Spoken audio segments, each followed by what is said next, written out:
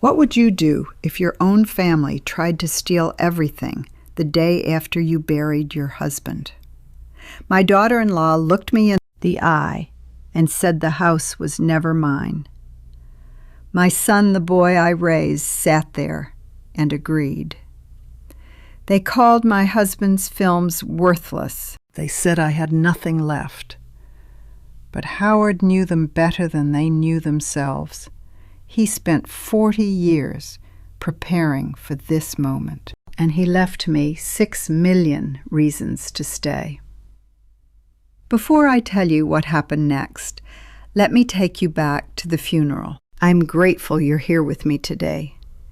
Before we begin, if you enjoy heartfelt stories, please subscribe. And tell me in the comments, have you ever been underestimated by someone who should have known your worth? I read every single comment, and yours might be exactly what someone else needs to hear. A quick note. Some details are fictionalized for storytelling. The message is what matters most. The words drifted through the hallway before I saw who spoke them. We need to clear out Mother's old film junk before she realizes what's happening. I stood frozen in the kitchen doorway, a dish towel still in my hands, listening to my own son discuss me like furniture to be sold. 10 days since we buried Howard. 10 days since I became a widow at 77. My silver hair still pinned in the vintage waves he always loved. My hands still reaching for him in the night. And already my boy was circling. Glenn Ashford stood near the study with his phone pressed to his ear. His 44-year-old frame hunched in that perpetually loosened tie he wore like armor against responsibility. He had his father's height, but none of his patience. "The streaming people called again," he said, his voice dropping to what he imagined was a whisper. "We need to move faster." She won't even notice. Half the time she thinks Dad's still alive. I did not think Howard was still alive. I knew exactly where he was in the cold ground of Carmel Cemetery, under the cypress tree we had chosen together 30 years ago. I knew because I visited him every morning before the fog lifted. "Just get her to sign before the lawyer meeting," Glenn continued. "The signature has to look voluntary." A floorboard creaked behind me. Catalina stood in the hallway, her grandmother's sharp intuition burning in her 14-year-old eyes. She had heard. My son's daughter held her phone like a shield, and I watched something break in her face, the particular fracture that comes when a child discovers her parents are not who she believed them to be. She retreated silently toward the dining room. I did the same, returning to the kitchen counter where the roast chicken waited. Neither of us spoke.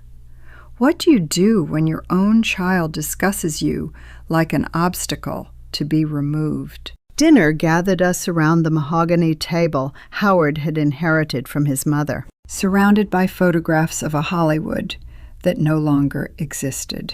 Golden evening light filtered through lace curtains, catching the dust motes that danced above his empty chair. I could still smell his cologne on the upholstery, sandalwood, and something sharper, like ambition. Roxanne Ashford sat across from me, 41 years old, with her designer blazer and salon-perfect highlights, setting down her fork with the precision of someone about to deliver a verdict she had rehearsed. My daughter-in-law had never liked me. I had committed the unforgivable sin of being a pin-up model in the 1960s, which in her mind made me something between a cautionary tale and an embarrassment. "This house is simply too much for you to manage alone. Mother," she announced. The word mother from her lips always sounded like an insult wrapped in silk. I lifted my teacup. The porcelain had gone cold during the meal, bitter now. I have managed it for 47 years. "With Howard," she corrected. "Things are different now. We have been discussing your situation. 43 years of motherhood reduced to a real estate problem. I clutched the starched linen napkin in my lap and said nothing. We have already found a lovely facility in Salinas. Roxanne smiled the way people smile at children who do not understand what is good for them. Ocean views, activities, people your own age. A facility, I repeated. Glenn agrees it is for the best. She turned to my son. Don't you, honey? Glenn would not meet my eyes. He stared at his plate, pushing peas around with his fork, and nodded. This man I had nursed through fevers, whose homework I had checked, whose wedding I had paid for. He could not look at me while agreeing to put me away. Catalina's silverware clattered against her plate. May I be excused? Finish your vegetables, Roxanne said automatically. I am not hungry. The girl pushed back her chair and fled toward the stairs. I heard her bedroom door close. Not quite a slam, but close enough. I want you to remember that moment, the exact second I decided to stop being invisible. The second I understood that my son and his wife were not concerned for my welfare. They were concerned about what I might discover before they could take it from me. Think about it, Mother. Roxanne reached across to pat my hand, her fingers cold as the tea. We only want what is best for you. Of course you do, I said. I set my teacup down without a tremor, though my heart was hammering beneath my blouse. My eyes found the shelf where Howard's film reels gathered dust in their rusted canisters, the garbage they were so eager to dispose of. 40 years of his work in the industry. Contracts and masters and footage they assumed was worthless because they had never bothered to ask. If only they knew what those old cans were actually worth. The evening light caught the brass label on one canister. Asford Collection, 1962. Howard had spent his final years cataloging everything, organizing it with a care that seemed excessive at the time. Now I wondered if he had known, if he had been protecting me even then, leaving breadcrumbs I was only beginning to find. I smiled at my son and his wife, the pleasant smile of a confused old woman who did not understand what was happening to her. They smiled back, satisfied. They had no idea who they were dealing with. I slept in Howard's robe that night, wrapped in the ghost of sandalwood and broken promises, and woke with a clarity I had not felt in months. The morning light filtered through dusty curtains, catching motes that swirled like questions waiting to be asked. My son wanted me gone. My daughter-in-law wanted what was mine. And somewhere in this house, my husband had left answers I was only beginning to seek. I found Glenn in the living room just after 9, standing by the window with coffee he was not drinking. He startled when I entered, sloshing liquid onto his wrist. Mother, you're up early. I haven't slept past 6 in 40 years, I said, settling into Howard's leather reading chair. The worn arm still held the shape of his hands. I was sorting through your father's papers last night. There's so much to go through. Glenn's jaw tightened almost imperceptibly. You shouldn't tire yourself with that. We can hire someone. I found some old paperwork with my name on it. I kept my voice light, curious. Do you know what it might be about? The color drained from his face like water from a cracked vessel. His coffee cup trembled. That's probably nothing. Mom, Dad kept all sorts of outdated forms. Insurance papers, old warranties. You know how he was. I did know how Howard was. Meticulous, deliberate. He never kept anything without purpose. Still, I pressed, it looked rather official. Something about property rights, I think. Should I have a lawyer look at it? No, The word came too fast, too sharp. Glenn caught himself and forced a smile that did not reach his eyes. I mean, there's no rush. I can take a look at it for you. Save you the trouble. Watching my son lie to my face was like watching a stranger wear his skin. This was the boy who had crawled into my bed during thunderstorms, who had cried on my shoulder when his first girlfriend left him for his best friend. Now he stood before me, calculating how to steal from his own mother. I really need to run, he said, already moving toward the door. Roxanne needs me at the house. We can talk about the paperwork later. He was gone before I could respond, his car peeling out of the driveway with more urgency than any errand required. I sat in the sudden silence, listening to the grandfather clock tick away seconds that suddenly felt precious. His phone sat on the kitchen counter. I should not have looked. A woman of dignity would have left it alone. But dignity had not protected me at dinner, and it would not protect me now. The screen was still lit, showing an unfinished text message to Roxanne. She found something. Need her signature before she... The message cut off there. Unsent. Before she what?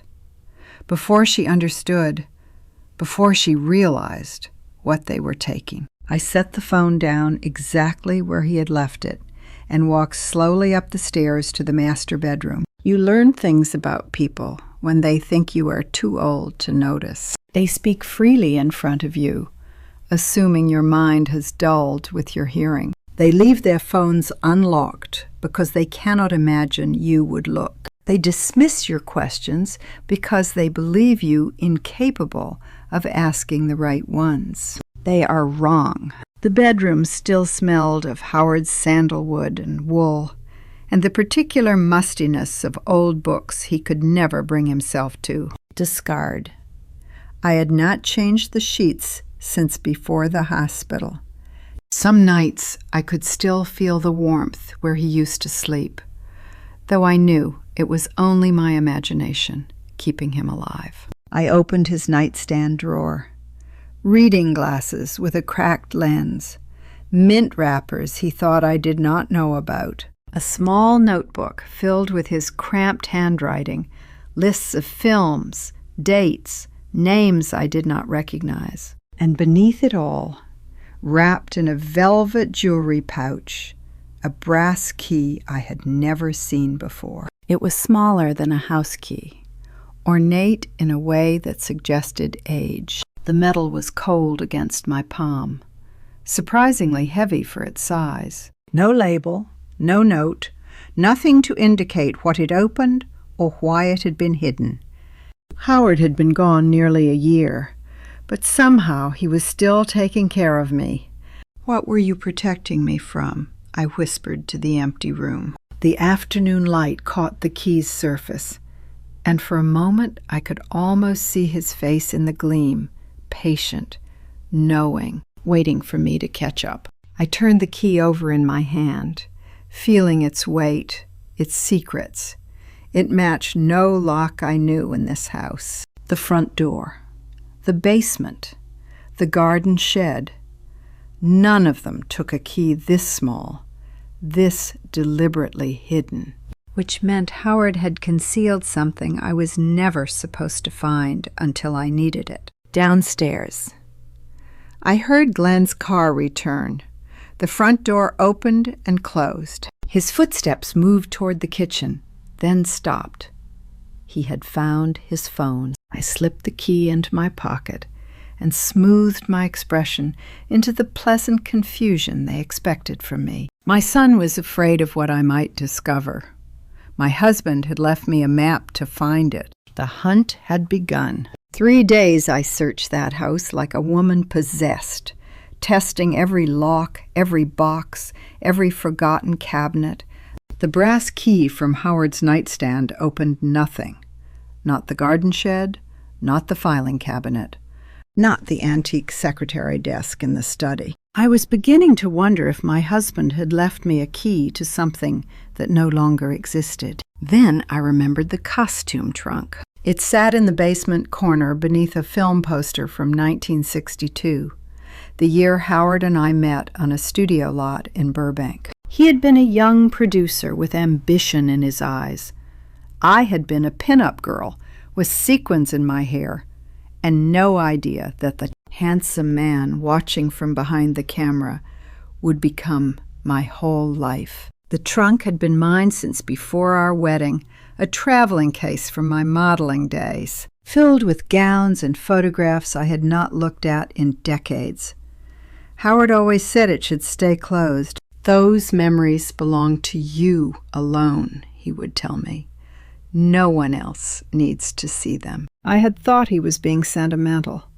Now I understood he was being strategic. The basement stairs creaked under my weight as I descended into the mustiness of forgotten things. Dust motes swirled in the weak light from the window wells. Film canisters lined the shelves, their labels faded to illegibility. Props from productions long finished gathered cobwebs in corners. A papier-mâché moon, a wooden sword, the skeleton of an umbrella that had once been a beach scene parasol. And there, beneath 40 years of accumulated silence, sat my costume trunk. The brass fittings had tarnished to a dull green.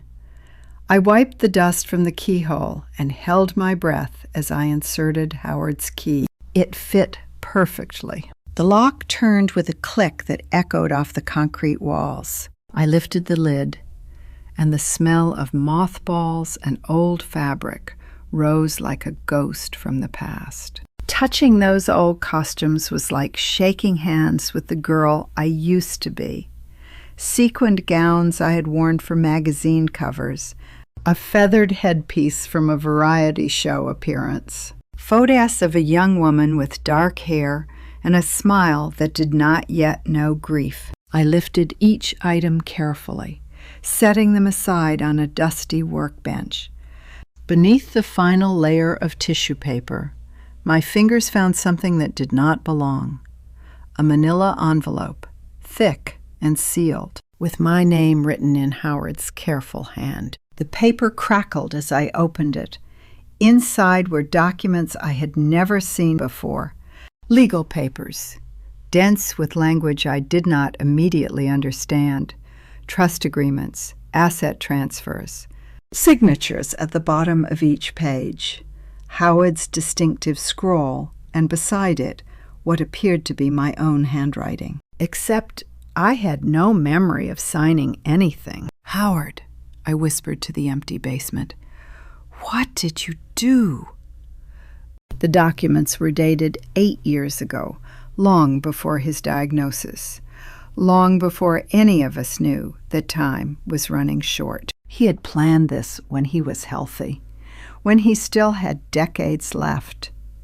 Or so we believed. How many wives discover their husbands loved them most in the secrets they kept? I carried the envelope upstairs to the kitchen, spreading the papers across the table in the afternoon light. My reading glasses helped, but the legal terminology still swam before my eyes.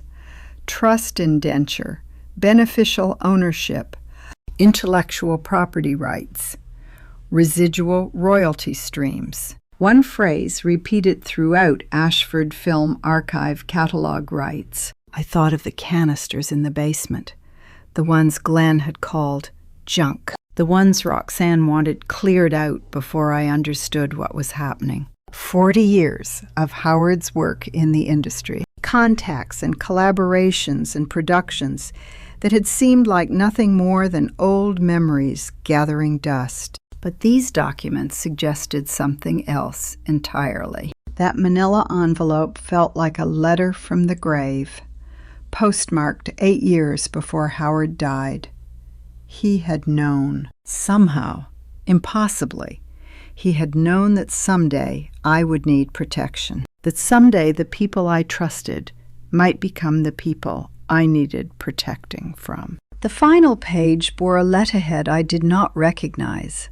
Thornton Law Offices, with an address in Monterey and a specialty printed beneath the name in elegant script, Intellectual property. A phone number had been circled twice in Howard's handwriting, the ink slightly smudged, as if he had traced it more than once. I stared at those words until they burned into my memory.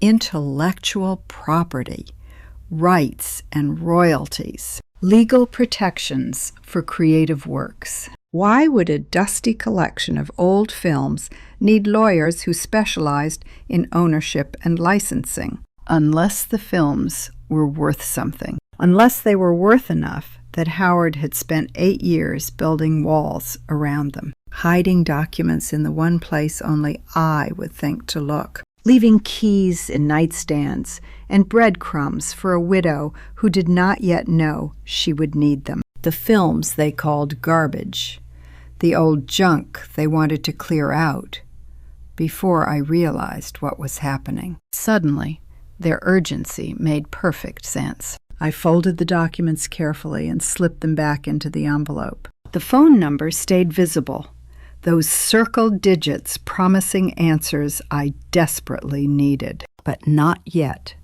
Not until I understood exactly what I was dealing with. I had waited 47 years for Howard Ashford to tell me everything. I could wait a little longer to learn what he had died protecting. They brought strangers into my home to measure the worth of my life. And I let them, because invisibility had become my greatest weapon. I kept the Thornton documents hidden in my costume trunk, returning the key to its velvet pouch, and waited for the right moment to dial the circled number. That moment would not come for 10 long days. Glenn and Roxanne arrived with appraisers on a Tuesday, 3 men with clipboards and measuring tapes, who walked through my rooms like prospective buyers at an estate sale. I shuffled past them in my bathrobe, hair uncombed, slippers scuffing against the hardwood Howard had installed himself in 1982. "Don't mind Mother," Roxanne said, her voice carrying from the dining room. "She barely knows what day it is anymore." I paused in the hallway, letting my face go slack, letting my eyes unfocus. The confused widow, the harmless old woman who needed to be put somewhere safe while the adults handled business. "These film canisters," one appraiser noted, gesturing to the basement door. "What's the plan for those?" "Dump them," Glenn said without hesitation. "Dad's old hobby. Worthless junk taking up storage space. We'll need it cleared before we list." I memorized every word. There is a particular cruelty in being discussed like furniture by people who once called you mother. Glenn had been the boy who brought me dandelions from the backyard, who fell asleep in my lap during thunderstorms. Now he calculated my square footage while planning my exile. But I had learned something in those 10 days of playing invisible. The appraisers came and went, real estate agents, antique dealers, a woman who specialized in vintage clothing who nearly wept when she saw my costume trunk.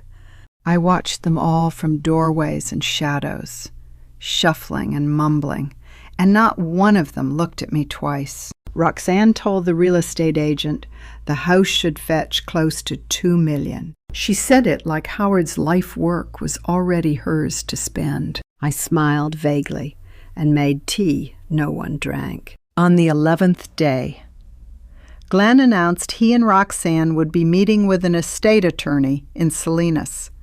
They would be gone until evening. "Will you be all right alone, Mother?" he asked, not really listening for an answer. "I'll manage," I said. "I always do." The moment their car disappeared down the drive, I went to the phone. The number Howard had circled was 12 digits, including the area code. My fingers trembled as I dialed, pressing each button with deliberate care. 1 ring. 2. A professional voice answered on the 3rd. "Thornton Law Offices. How may I direct your call?" I gripped the receiver tighter. "This is Dolores Ashford. My husband was Howard Ashford." Silence. Then the receptionist's tone shifted from practiced courtesy to something sharper, more urgent. "Mrs. Ashford," she said my name like it was made of gold. "Please hold. Please just hold one moment." Music played. 30 seconds. A minute. How long had Howard known what our son would become? How many years had he spent building protections I was only now discovering? The music stopped. "Mrs. Ashford, I'm transferring you to Miss Thornton's direct line, but she's in court this afternoon." The receptionist's voice had dropped to something almost reverent. "We have been expecting your call for over a year, since Mr. Ashford's passing." My heart hammered against my ribs. Expecting my call. "Yes, ma'am. Mr. Ashford left explicit instructions. When you contacted us, when, not if, we were to treat this as a priority matter." She paused, and I heard papers rustling. "This is a high-value intellectual property case. Mrs. Ashford, Ms. Thornton has been holding documents for you. Can you come to Monterey tomorrow?" "Tomorrow," I repeated, trying to keep my voice steady. 10 o'clock. I'll send confirmation to your address. And Mrs. Ashford," the receptionist hesitated. "Mr. Ashford was a good man. He took great care to protect you." I wrote down the appointment time with hands that would not stop shaking. High-value intellectual property. Documents held since Howard's death. A law firm that had been waiting over a year for a phone call they knew would eventually come. The film canisters Glenn wanted to throw away. The old reels Roxanne called worthless clutter. Howard had spent 8 years wrapping them in legal protection, hiding keys and documents, setting up appointments I would only discover when I needed them most. How much could dusty old films possibly be worth? I hung up the phone and stood in the silent living room, surrounded by photographs of Howard and memories of a marriage I thought I had understood. 50 years together, and he had kept this secret. Not because he did not trust me, but because he trusted me, completely, trusted that when the time came, I would find the breadcrumbs he had left behind. Tomorrow I would drive to Monterey. Tomorrow I would learn exactly what my husband had died protecting. But tonight, I sat in Howard's chair and let myself feel something I had not felt since they lowered him into the ground. Hope.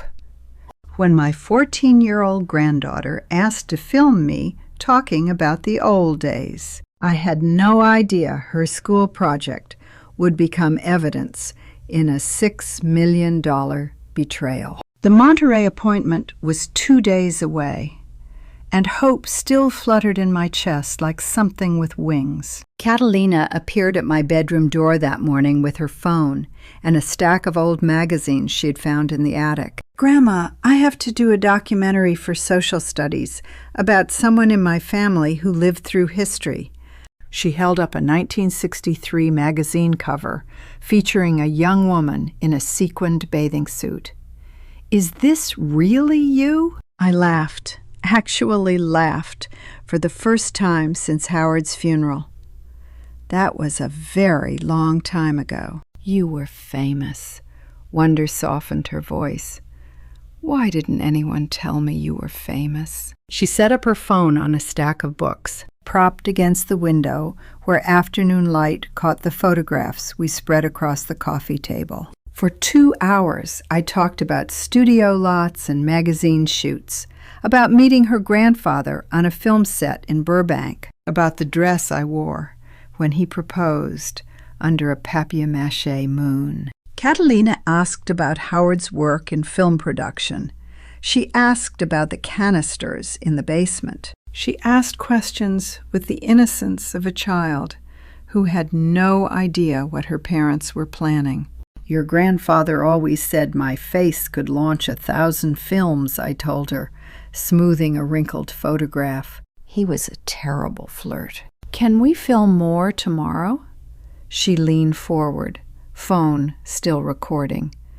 I want to know everything. For one afternoon, I was not the confused old woman in the bathrobe.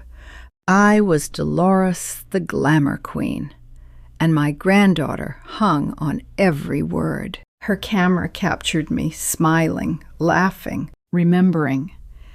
And I did not yet know those recordings would capture something far more important before the year was done. 2 days later, I drove to Monterey. Thornton Law Offices occupied a Victorian building near the waterfront, its brass nameplate weathered by salt air. I climbed the stairs slowly, gripping the handrail, aware that my entire future might change in the next hour. The receptionist led me to a corner office where mahogany shelves held leather-bound volumes and framed certificates. Behind the desk sat Celeste Thornton, 58 years old, with wire-rimmed glasses and silver hair pulled back in a practical bun. She rose to shake my hand with the careful reverence of someone handling evidence worth millions. "Mrs. Ashford?" Her voice was warm but precise. "Your husband spoke of you often. Please, sit down." She spread documents across the polished wood, the same documents I had found in my costume trunk, plus others I had never seen. Trust agreements, intellectual property transfers, asset valuations printed on letterhead from a streaming company I recognized from my grandchildren's conversations. Mr. Ashford transferred all intellectual property rights for his film catalog to a trust in your name 8 years ago, Celeste explained. You are the sole trustee and beneficiary. No one else has any legal claim to these assets. How much, I asked, are we talking about? Celeste removed her glasses and met my eyes. The current valuation from the streaming platform is $6 million. $6 million.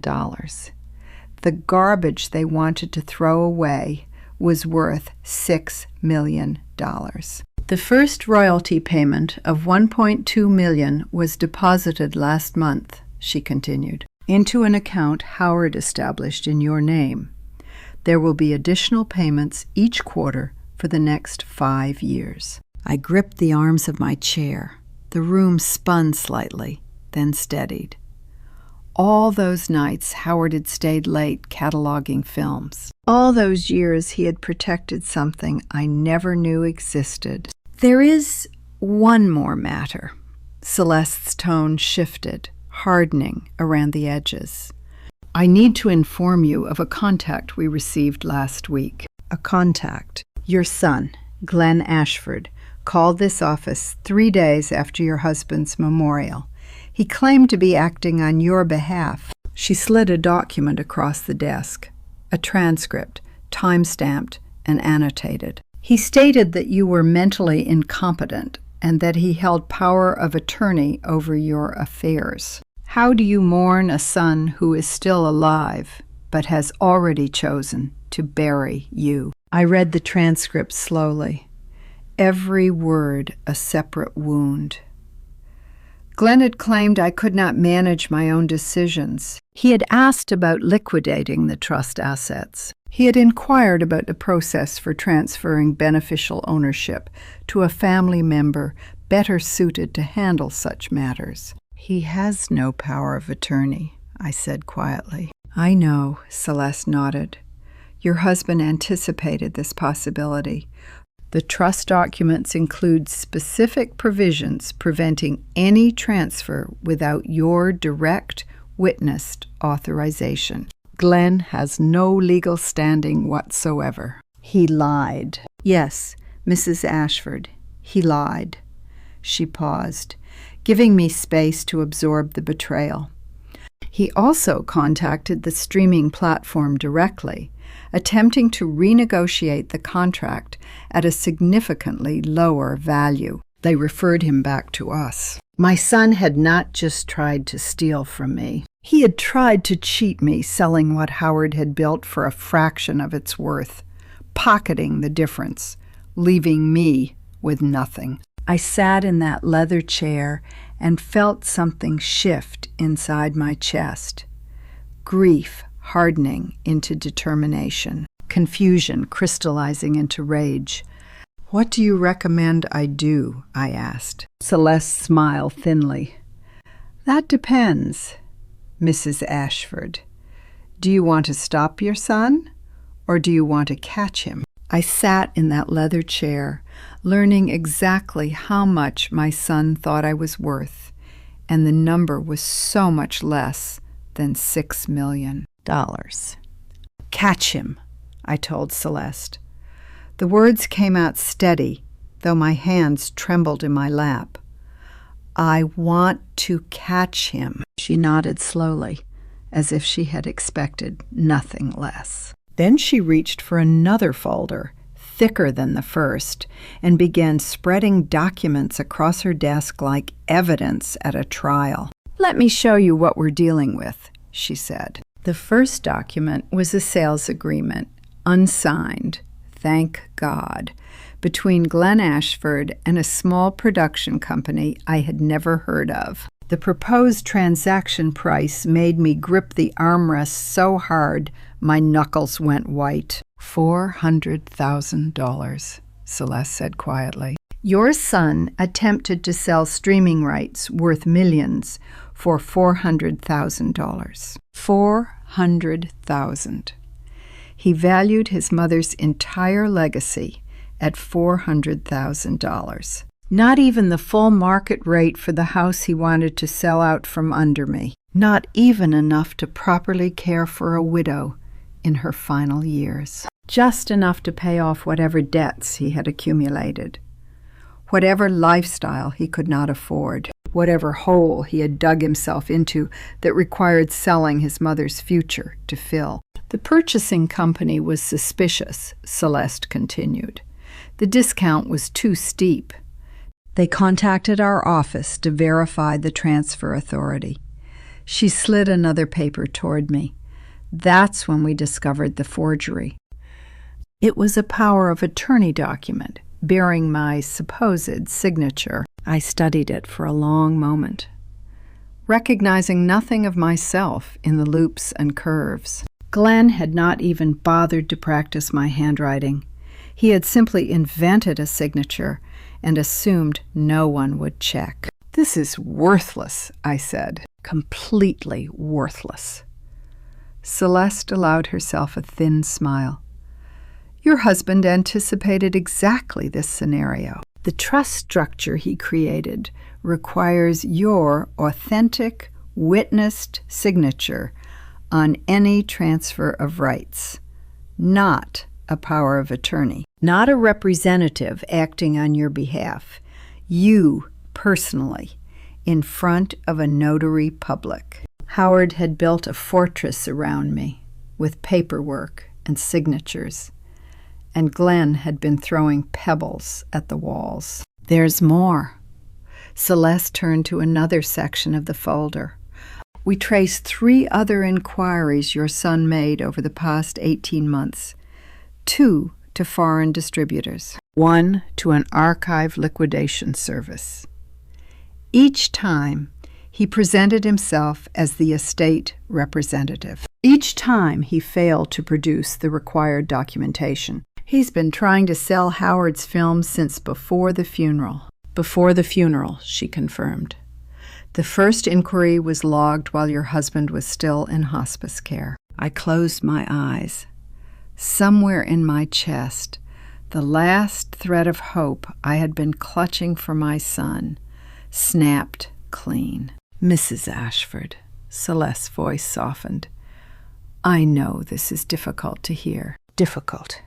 I opened my eyes and looked at her, this stranger who knew more about my family's betrayal than I did. "Difficult is losing your husband to 50 years. This is something else entirely." She did not argue. Instead, She gathered the documents into a neat stack and folded her hands on top of them. "Let me explain your position clearly," she said. "The streaming platform's offer remains active. The royalty deposits are protected in accounts only you can access. Your husband's catalog, every film, every contract, every residual right belongs to you and you alone. Glenn cannot touch any of it." In that moment, I understood what my husband had known for years, that love sometimes means protecting someone from their own children. "What about the forgery?" I asked. "The false claims?" "We have documented everything. If you choose to pursue legal action, Glenn faces potential fraud charges, forgery charges, and civil liability." Celeste paused. "But that decision is entirely yours. Howard was very specific in his instructions. Protect you, but let you choose the response." He knew Glenn would do this. He suspected. She removed her glasses and cleaned them with a cloth from her desk drawer, a gesture that seemed more human than anything else she had done. "When he established this trust 8 years ago, your son was already showing signs of financial instability. Howard hoped it would never come to this, but he planned as if it would." She closed the folder and looked at me with something like respect. "Mrs. Ashford, your husband spent 8 years constructing these protections. Every signature, every clause, every contingency.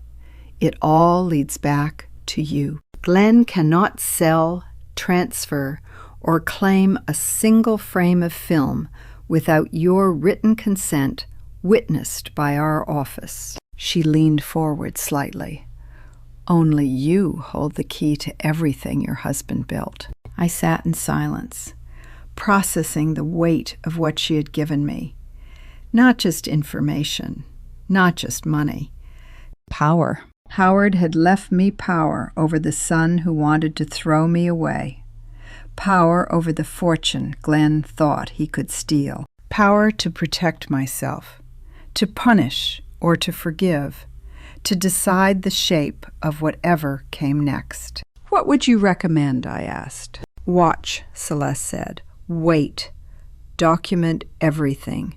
When you're ready, and only when you're ready, we'll act." I nodded and rose from the leather chair, steadier than when I had sat down. The drive home felt different. I was not a confused old widow anymore. I was the woman holding all the cards. I came home from Monterey with secret power and found my granddaughter waiting with fear in her eyes and a phone full of evidence. The drive along the coast had given me time to think. Celeste's words echoed in my mind. Watch, wait, document. I had spent 77 years being patient. I could manage a little longer. But patience, I was about to learn, would not be enough. Catalina met me at the door before I could even hang up my coat. "Grandma," her voice was strange, pitched too high, "can we film some more? I have my camera set up in the living room." Something in her expression made me study her more carefully. Her eyes kept darting toward the hallway, where I could hear Roxanne's heels clicking against the hardwood. "Of course, sweetheart," I said, following her inside. The living room still held the remnants of our last session. Old photographs spread across the coffee table, the stack of vintage magazines, a cup of cold tea I had forgotten before leaving for Monterey. Catalina positioned her phone on its makeshift tripod. The camera lens angled toward me, but capturing a wide view of the room. "Tell me more about grandfather," she said, her voice artificially bright. I began a story about Howard's first film premiere, but my attention was split. Through the archway, I could see Roxanne pacing in the hallway with her phone pressed to her ear. Her voice drifted in fragments through the walls. "Met with lawyers today." I kept talking, But my eyes found Catalina's. She gave an almost imperceptible nod toward her phone, still recording. She was capturing more than just my stories. Need to move faster before she understands what those documents mean. Roxanne's heels clicked a restless pattern. She had no idea the camera's microphone was sensitive enough to pick up every word. Get her into Salinas before she starts asking questions. The nursing home paperwork is ready. Medical evaluation. They were going to have me declared incompetent. I kept my face neutral, kept my voice steady as I told Catalina about the night Howard proposed. Inside, my heart pounded against my ribs like something caged. We just need her signature or a medical evaluation saying she cannot sign for herself. Roxanne continued, oblivious. Dr. Pemberton owes Glenn a favor. He'll write whatever we need. Dr. Pemberton, a name I would remember. Catalina's hand trembled slightly as she adjusted the phone angle. She was 14 years old, sitting in her grandmother's living room, recording evidence of her mother's conspiracy. What does it do to a child to discover her parents are capable of this kind of cruelty? Roxanne's call ended. I heard her heels retreat toward the kitchen, then the sound of the refrigerator opening. Catalina's shoulders sagged with relief. One more question. Grandma, her voice cracked slightly. What's your favorite memory of this house? I reached across and took her hand. Right now, I said softly. This afternoon, with you. She squeezed back, and I saw tears welling in her eyes. We continued the charade for another 20 minutes, filming innocent stories while Roxanne banged around in the kitchen. When Glenn's car pulled into the driveway, Catalina quickly ended the recording and slipped the phone into her pocket. Grandma, she whispered as we heard the front door open, I need to show you something. Later, when they're asleep. Dinner was a performance. Glenn asked about my day with forced casualness. I told him I had taken a drive along the coast, enjoying the scenery. Roxanne watched me with sharp eyes, looking for signs of confusion or clarity, trying to gauge how much I knew. I gave her confusion. I mixed up Howard's name twice. I asked what day it was. I let my hand tremble as I reached for my water glass. By 10 o'clock, they were satisfied. Glenn retreated to the guest room with a bottle of wine. Roxanne took a sleeping pill and closed her door. Catalina found me in the kitchen, the house dark around us. Grandma. Her hands were shaking when she showed me the phone screen, and I realized she had just chosen me over her own mother.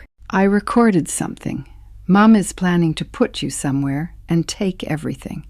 I have it on video. She pressed the phone into my palm. The screen glowed in the darkness, showing Roxanne's face frozen mid-sentence, mouth forming words that would destroy her. I pressed play. Roxanne's voice filled the kitchen, tinny through the phone speaker, but perfectly clear. Every word, every plan, every mention of forged signatures and compliant doctors and nursing homes with security wings for patients who tried to leave. I didn't know what to do, Catalina whispered. They're my parents, but what they're doing is wrong. You're my grandmother. You're not crazy. You're the smartest person I know. I pulled her into my arms.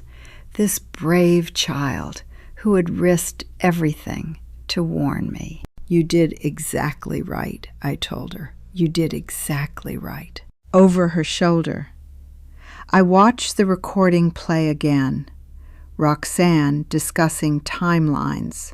Glenn's name mentioned repeatedly. A conspiracy documented in full color. Howard had left me power. My granddaughter had just handed me ammunition. The battle for my life was about to begin. The archive smelled like celluloid and secrets, and the man guarding it had been waiting 20 years to tell me the truth. I had spent the previous night copying Catalina's recording to a secure email, then deleting all traces from her phone. If Glenn and Roxanne discovered what she had done, I needed her protected. But first, I needed to understand the full scope of what I was fighting for. The Ashford Film Archive occupied a converted warehouse in Pacific Grove, climate-controlled and guarded like the treasure it apparently was. Vernon Mercer, 62 years old, with calloused hands from decades of handling film reels, met me at the door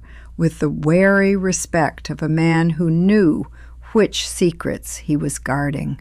Mrs. Ashford, he shook my hand carefully, as if I might break. Your husband told me you would come eventually. I just did not expect it to take a year. I didn't know this place existed until recently. That was by design.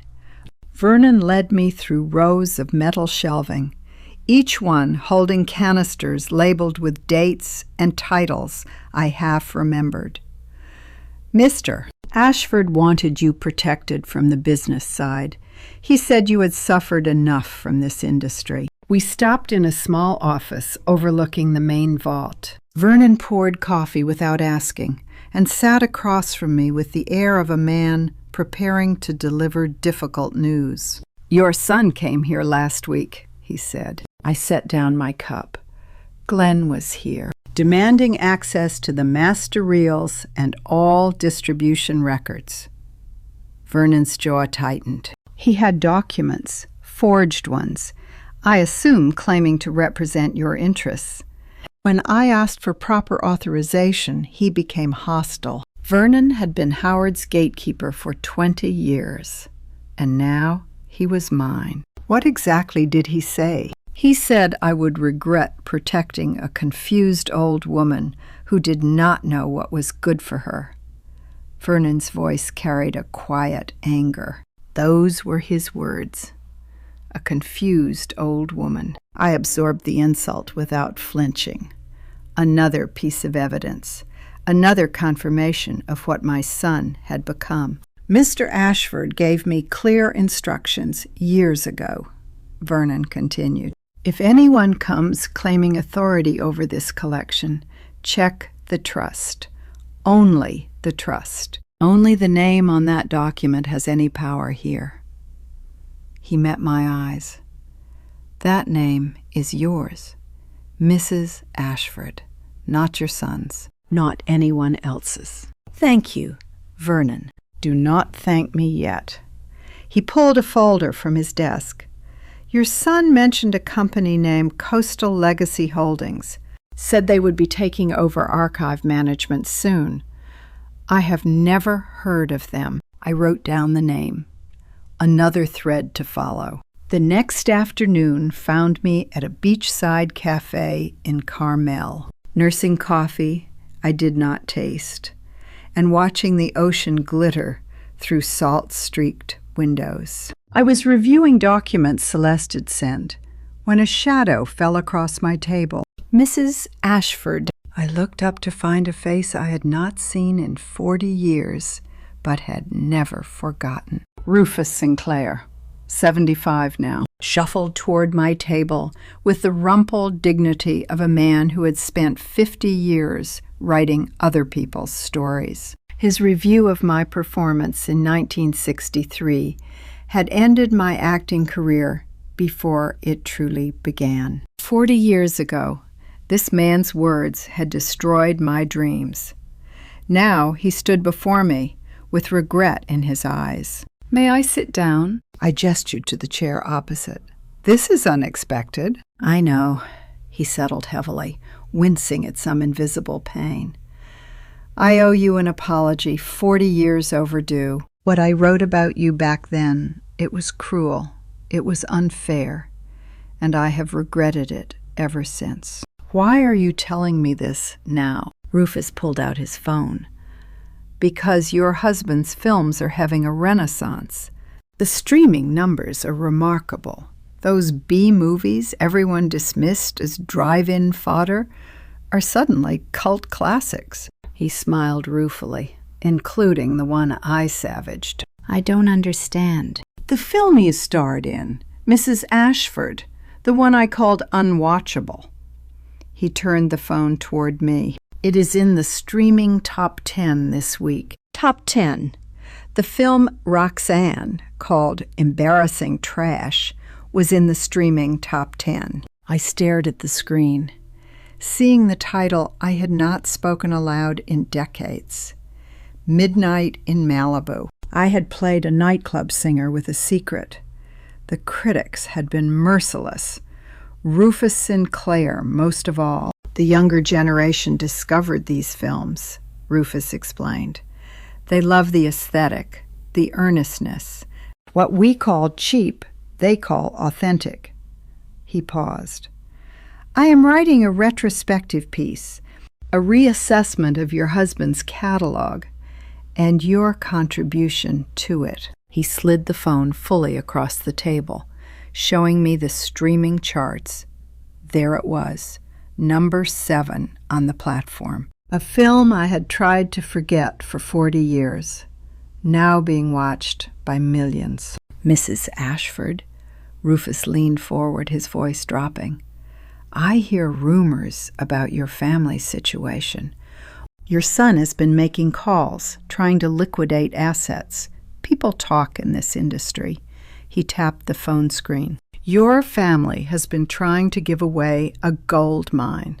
I thought you should know before they succeed. I looked at the charts, at my name in the credits, at the streaming numbers climbing. The garbage was gold, and I was the only one who held the key. Roxanne stood in my living room with a folder full of nursing home brochures and a smile that did not reach her eyes. I had spent the day after meeting Rufus in quiet preparation, copying documents, organizing evidence, mapping the web of deception my son and daughter-in-law had woven. Now here she was, ready to spring the trap she thought would catch me. Dolores. She never called me mother unless Glenn was watching. We need to talk about your future. She spread the brochures across the coffee table like a dealer laying out cards. Glossy photographs of smiling seniors, ocean views through picture windows, activities listed in cheerful fonts, pottery classes, movie nights, gentle yoga. We have found the perfect facility for you, she said. Seaside Manor in Salinas.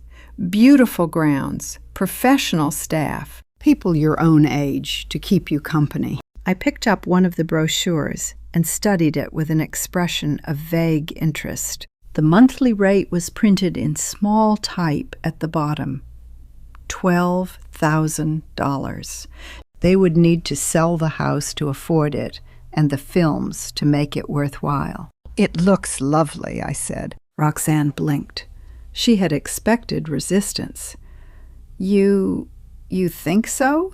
Ocean views, activities. I set the brochure down carefully. 2 weeks should be enough time to pack what I need. You can handle the rest. Let me tell you something about playing a role after 50 years. You learn when someone else is performing too. Roxanne's concern was costume jewelry, shiny on the surface, worthless underneath. But I had learned something from my years in front of cameras. The best performance is one your audience never suspects. Of course, dear, I continued, watching confusion flicker across her face. Whatever you think is best. She left 20 minutes later, unsettled in a way she could not quite name. I watched her car pull away and allowed myself a small smile. They expected a frightened old woman. They were about to meet someone else entirely. 2 days later, my phone rang at 7 in the morning. Mrs. Ashford, I need you in my office immediately. Celeste's voice carried an edge I had not heard before. There's been a development. I drove to Monterey through morning fog that clung to the coast road like gauze. By the time I reached her office, my hands were steady, but my pulse was not. Celeste was already spreading documents across her desk when I arrived. Her expression was grim. "When you mentioned the name Coastal Legacy Holdings last week, I started digging," she said. "What I found is worse than we suspected." She turned a stack of papers toward me, incorporation documents. A company called Pacific Legacy Media, LLC, registered 3 weeks ago in Delaware. Glenn Ashford listed as president. Roxanne Ashford listed as secretary. "They created a shell company," I said. "They created a vehicle for fraud." Celeste's voice was tight with professional anger. "Look at this." She slid another document across the desk. A draft contract between Pacific Legacy Media and a small distribution company I did not recognize. The proposed sale price made my breath catch. $800,000. They were selling my legacy for 13 cents on the dollar. The film catalog your husband protected is worth millions. Celeste continued. "Your son is attempting to transfer those rights to his shell company, then sell them for a fraction of their value. The difference would presumably disappear into accounts we cannot trace." "He is not just stealing from me," I said slowly. "He is stealing from himself, from his own inheritance." "Greed makes people stupid, Mrs. Ashford." Celeste gathered the documents into a neat pile. "But stupidity does not make fraud legal. At what point does greed become a crime?" I had asked myself that question since the night I overheard Glenn on the phone. Now I had my answer. The moment your son incorporates a company to steal from his own mother. "The transfer cannot happen without your signature," Celeste reminded me. "Your husband made certain of that. But they are clearly planning to forge it, just as they attempted before. What are my options?" Celeste leaned back in her chair. "We could issue a cease and desist immediately. Inform the streaming platform of the fraud attempt. Have Glenn and Roxanne served with legal papers before the week is out. Or," she paused, choosing her words carefully, "or we wait. Let them complete the paperwork. Let them sign their names to fraudulent documents. The more evidence they create, the stronger our case becomes." She met my eyes. "Mrs. Ashford, what they are attempting is not just breach of fiduciary duty, it is fraud. If they complete this transfer, the streaming platform could sue them, and you could press criminal charges." I thought of Glenn as a boy, bringing me wildflowers, of the man he had become, calling me a confused old woman to Vernon's face, of Roxanne planning my imprisonment in a nursing home while she spent my money. "The question is," Celeste said quietly, "do you want to stop them now or let them finish digging their own grave?" I looked at the shell company documents, at my son's signature on the incorporation papers, at the evidence of a betrayal so complete it no longer surprised me. "Let them dig," I said. "I want to see how deep they're willing to go." Vernon called me to the archive that morning with a voice I had never heard from him before, reverent, almost sacred. I had spent the previous night planning my strategy. Celeste would document everything. I would wait, watch, and let Glenn and Roxanne build their own prison of evidence. But Vernon's call changed everything. "Mrs. Ashford, you need to come here. There is something your husband left for you." I drove to Pacific Grove through coastal fog, my mind racing with possibilities. When I arrived, Vernon was waiting at the archive door with a film canister clutched to his chest like something precious. "Mr. Ashford gave me this 8 years ago," he said, leading me to the small screening room in the back. "He told me I would know when you needed it." Vernon's weathered hands trembled as he loaded the projector. "After your son's visit last week, his threats, his demands, I knew. This is the moment your husband prepared for." The projector clicked to life. Light flickered against the screen. And then Howard was there, alive and speaking, recorded 8 years before his death. "My darling," his voice said, and my heart cracked open. "If you are watching this, then you have discovered what I built for you." Hearing Howard's voice again broke something in me and healed something else entirely. He sat in his study chair, the one I still could not bear to move, gray at the temples, but vital, his eyes sharp with the intelligence that had built an empire from old film reels. "I have spent years watching our son," Howard continued. "I have seen his debts, his poor decisions, his willingness to cut corners. I hoped he would change. I prayed for it. But I prepared as if he would not." He leaned forward, speaking directly to the camera, directly to me. "Everything I own, every film, every contract, every royalty is protected in your name, not Glenn's, not anyone else's, yours alone. Celeste Thornton will explain the details when you are ready." He paused, and I saw moisture gather in his eyes. I knew what our son might become. I prepared accordingly. "I am sorry, my love, that I was right." The fragment ended. Vernon's hand hovered over the projector switch. "There is more," he said, "much more." He recorded for almost an hour. "Not yet." I wiped my eyes.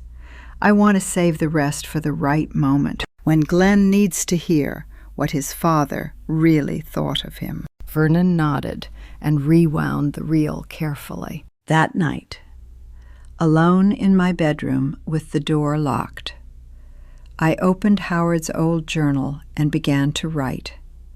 Not memoirs, not memories. Strategy. 21 days until the streaming platform's quarterly deadline. 21 days for Glenn and Roxanne to complete their fraudulent transfer and sign their names to documents that would destroy them. I calculated dates, deadlines, the sequence of events that would unfold. I was no longer a grieving widow. I was a spider, and my family had walked into my web. 2 days later, a text message pinged on my phone. "Catalina." The message contained no words, just screenshots. I enlarged the first image and felt my pulse quicken. Incorporation documents for Pacific Legacy Media. The second showed an email chain between Glenn and someone at a distribution company discussing transfer timelines. The third was a spreadsheet tracking what they called asset relocation. A moment later, another message arrived. "Found this on Mom's computer. She left it unlocked. Thought you should see." I stared at my phone screen, at the evidence my 14-year-old granddaughter had just handed me. She had chosen sides. Not casually, not accidentally, deliberately and irrevocably.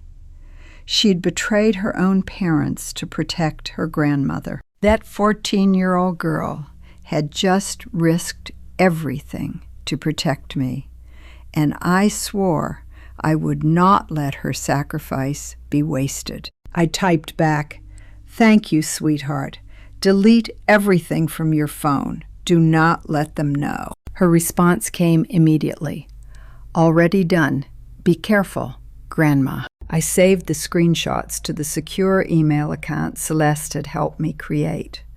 Then I sat in the darkness of my bedroom, phone glowing against my face, and took inventory of my weapons. Howard's video testament, waiting to be deployed. Celeste's legal expertise, documenting every fraud. Vernon's testimony, confirming Glenn's threats and demands. Catalina's evidence, proving the shell company scheme. Roxanne's recorded phone call, captured by an innocent documentary project. And at the center of it all, me, the confused old woman they thought they could discard. The helpless widow they planned to warehouse in a nursing home while they stole her inheritance. The trap was set. Every piece was in place. All I needed was for my son to walk into it. I thought about Glenn as a boy, the way he used to run to me when he was frightened, the way he would climb into my lap and ask me to make the monsters go away. Now he was the monster, and I was the only one who could stop him. I closed the journal and turned off the light. In 21 days, this would all be over, one way or another. My son walked into my kitchen, expecting to find a confused old woman alone. Instead, he found me having coffee with the man who guarded his father's legacy. 4 days I had waited, watching Glenn and Roxanne go about their schemes while I gathered evidence. Now the moment had arrived without warning. Glenn's car had pulled into the driveway just as Vernon and I were reviewing archive inventory over morning coffee. There was no time to hide, no time to strategize. Sometimes the trap springs itself. Mr. Mercer. Glenn's voice carried that particular tone he used when he wanted to sound authoritative. I did not expect to find you here. Vernon set down his coffee cup with deliberate care. Mrs. Ashford invited me to discuss some preservation concerns with the collection. Glenn's eyes flicked between us, calculating. He had come prepared for a different conversation, one with a confused mother who would agree to whatever he suggested. Finding Vernon here had thrown him. Actually, this is perfect timing, Glenn said, recovering his composure. I am taking over management of my father's estate. The family has decided it is too much for Mother to handle alone. He straightened his tie, that nervous habit he had never outgrown. I need full access to the archive, inventory lists, distribution records, the catalog database, all of it. Vernon did not blink. I am afraid I cannot do that without proper authorization from the trust beneficiary. I am handling things for the family now. Glenn's voice sharpened. My mother is not well. She cannot be expected to manage complex business affairs. When did my son start looking at me like an obstacle instead of a mother? I watched him speak about me as if I were not sitting 3 feet away. And I understood with terrible clarity what he had become. The trust documentation is quite specific, Vernon continued calmly.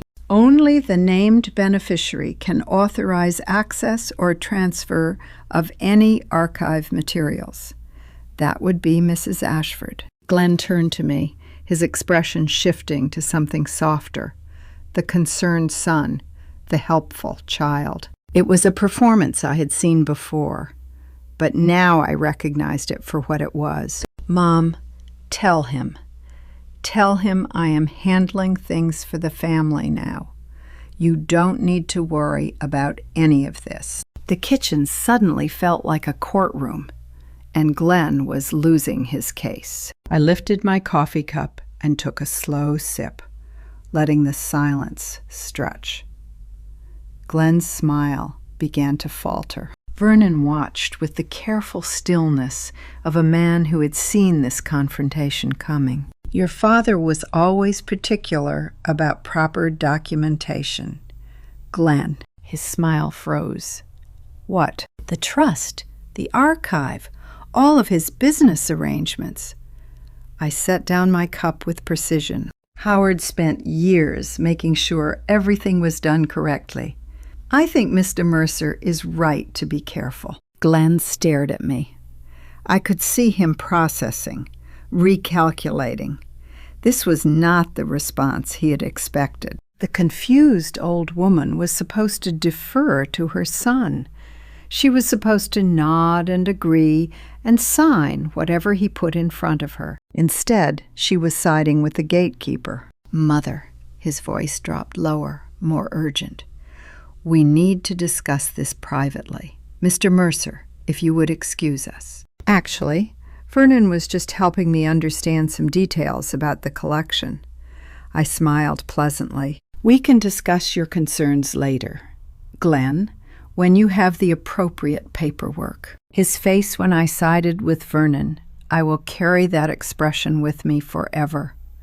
Confusion, betrayal, and something colder underneath. The look of a man who has just realized his prey is not as helpless as he thought. "The appropriate paperwork," he repeated flatly. "Whatever documentation the trust requires." I gestured vaguely. "Howard always said proper procedures protect everyone. I am sure you understand." Glenn stood motionless for a long moment. The kitchen clock ticked into the silence. Vernon sipped his coffee as if nothing unusual were happening. "Fine." Glenn's voice was tight. "I will get the paperwork, but we need to talk. Mother. Soon. About the nursing home. About the house. About everything." "Of course, dear." I kept my voice light, confused, grandmotherly. "Whenever you like." He did not kiss my cheek as he usually did. He did not wish me a good day. He simply turned and walked toward the door, his shoes clicking against the hardwood with barely controlled fury. At the kitchen doorway he paused. His hand gripped the frame. He looked back at me, really looked, and I saw the exact moment suspicion replaced assumption. "We will talk about this later, Mom," he said. It was not a promise. It was a threat. The door closed behind him. A moment later, his car roared to life and tore down the driveway. Vernon exhaled slowly. "That was well done, Mrs. Ashford." "No," I shook my head, wrapping my hands around my cooling coffee. "That was the beginning. He knows something has changed. He just does not know how much." Vernon nodded gravely. "What now?" I looked toward the window, watching dust settle where Glenn's car had been. "Now we wait. He will make a mistake. They always do when they are desperate." But even as I said it, I knew the game had changed. My son was no longer assuming my compliance. He was planning to take it. I learned later what happened that morning in Roxanne's home office, the moment paranoia bloomed into something dangerous. 2 days had passed since Glenn's confrontation in my kitchen. He had been unusually quiet, watching me with eyes that no longer assumed my incompetence. Whatever move he was planning, he had not yet made it. But Roxanne was already unraveling. Catalina told me the story that evening, her voice barely above a whisper as we walked the garden paths together. Roxanne had opened her laptop at 9 in the morning, coffee in hand, ready to review the shell company documents one final time. But something was wrong. The file timestamp showed recent access she had not authorized. Documents she kept closed had been opened. Scroll positions had changed on spreadsheets she had not touched in days. "Someone has been on my computer," she had said aloud to the empty room. According to Catalina, her mother spent the next hour reviewing access logs, checking browser history, growing more agitated with each passing minute. Roxanne was a fox who had caught the scent of a hunter. She just could not tell which direction the danger was coming from. She called Glenn. Catalina overheard fragments through the wall. "We have a problem. Someone in this house is watching us." "No, not your mother. She does not know how to use a computer." I do not know who, but someone accessed the Pacific Legacy files. The irony was not lost on me. They had been so focused on my supposed incompetence that they never considered I might have allies, that the person watching them might be right under their noses. That afternoon, Roxanne found Catalina in the hallway outside her office. Catalina, her mother's voice carried that particular sharpness she used when conducting interrogations. Have you been using my laptop for your school project? Catalina, my brave, brilliant granddaughter, did not even blink. No, Mom. I have been filming Grandma for my documentary. Mrs. Patterson wants us to interview family members about their experiences. She held up her phone. I have hours of footage already. The most dangerous person in any conspiracy is the one no one suspects a 14-year-old girl with a camera. Roxanne studied her daughter for a long moment. Catalina held her gaze, innocent and steady. Finally, Roxanne nodded. Good. Stay focused on that, and stay out of my office. Yes, Mom. Catalina walked away without looking back, her heart pounding so hard she could hear it in her ears. She told me later she had never been more terrified in her life. But she had learned something important. Her mother genuinely believed she was too young, too naive, too devoted a daughter to betray her parents. A fatal miscalculation. That evening, Catalina found me in the garden, pretending to tend roses I had neglected for weeks. The sunset painted the sky in oranges and pinks, beautiful enough to break your heart. Grandma, her voice was urgent, hushed. Mom knows someone looked at her papers. She asked me about it. I set down my gardening shears. What did you tell her? I lied. Catalina's eyes were bright with fear and something fiercer determination. I told her I was working on my documentary. She believed me. You should stop now, I said gently. It is too dangerous. They are suspicious. No, she shook her head firmly. I started this. I want to see it through. In that moment, my granddaughter became braver than I had ever been, at her age or any age since. Catalina, they are trying to steal from you, Grandma. They are trying to put you in a nursing home and take everything Grandfather built. Her jaw set with a stubbornness I recognized from my own mirror. I am not going to let them. I wanted to protect her. I wanted to send her away, to keep her safe from the ugliness that was consuming our family. But she was right. She had started this, and she had earned the right to see it through. If anything feels wrong, I said, taking her hands in mine, you stop immediately. You tell me. You do not take any risks. I promise. We stood in the fading garden light, grandmother and granddaughter, co-conspirators in a war neither of us had chosen. The jasmine bloomed around us, sweet and heavy, masking the tension that crackled in the air. Mom is scared, Grandma. Catalina squeezed my hand. Scared people make mistakes. She was right. Roxanne's paranoia would make her careless.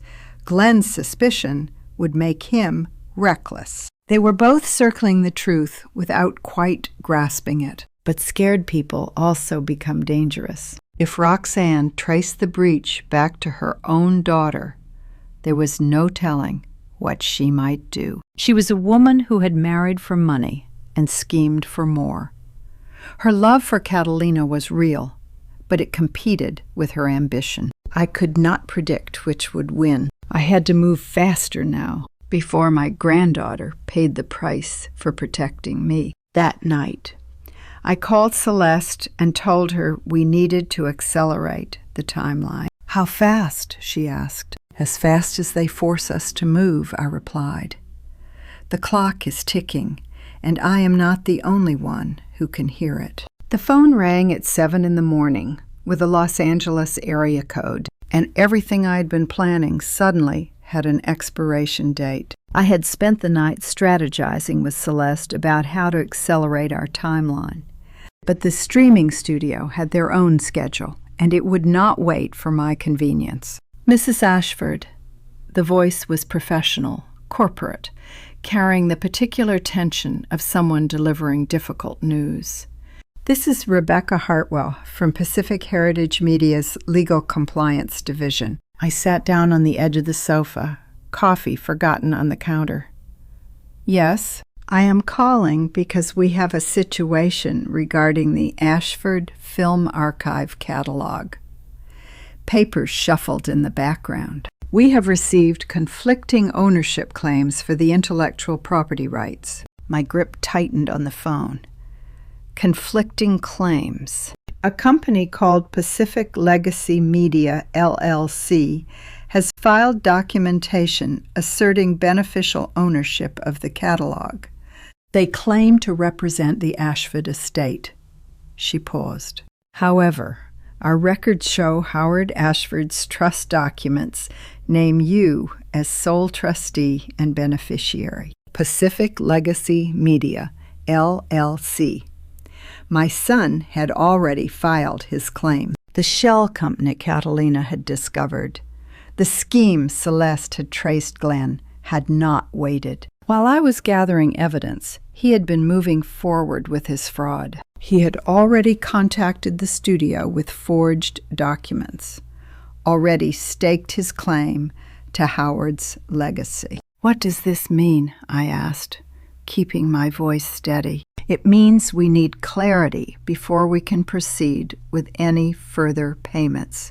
Rebecca Hartwell's voice softened slightly with professional sympathy. "Our legal team requires verified documentation establishing rightful ownership. You have 21 days to provide that documentation. And if I do not, then we are legally obligated to release the pending funds to the claimant with the most recent filing, which is currently Pacific Legacy Media, LLC. The next royalty payment, over $1 million, ready to flow directly into my son's fraudulent company." "I should mention," Rebecca continued, "the deadline falls on August 23rd. That is a firm date set by our quarterly compliance schedule." I thanked her mechanically. I wrote down the contact information she provided.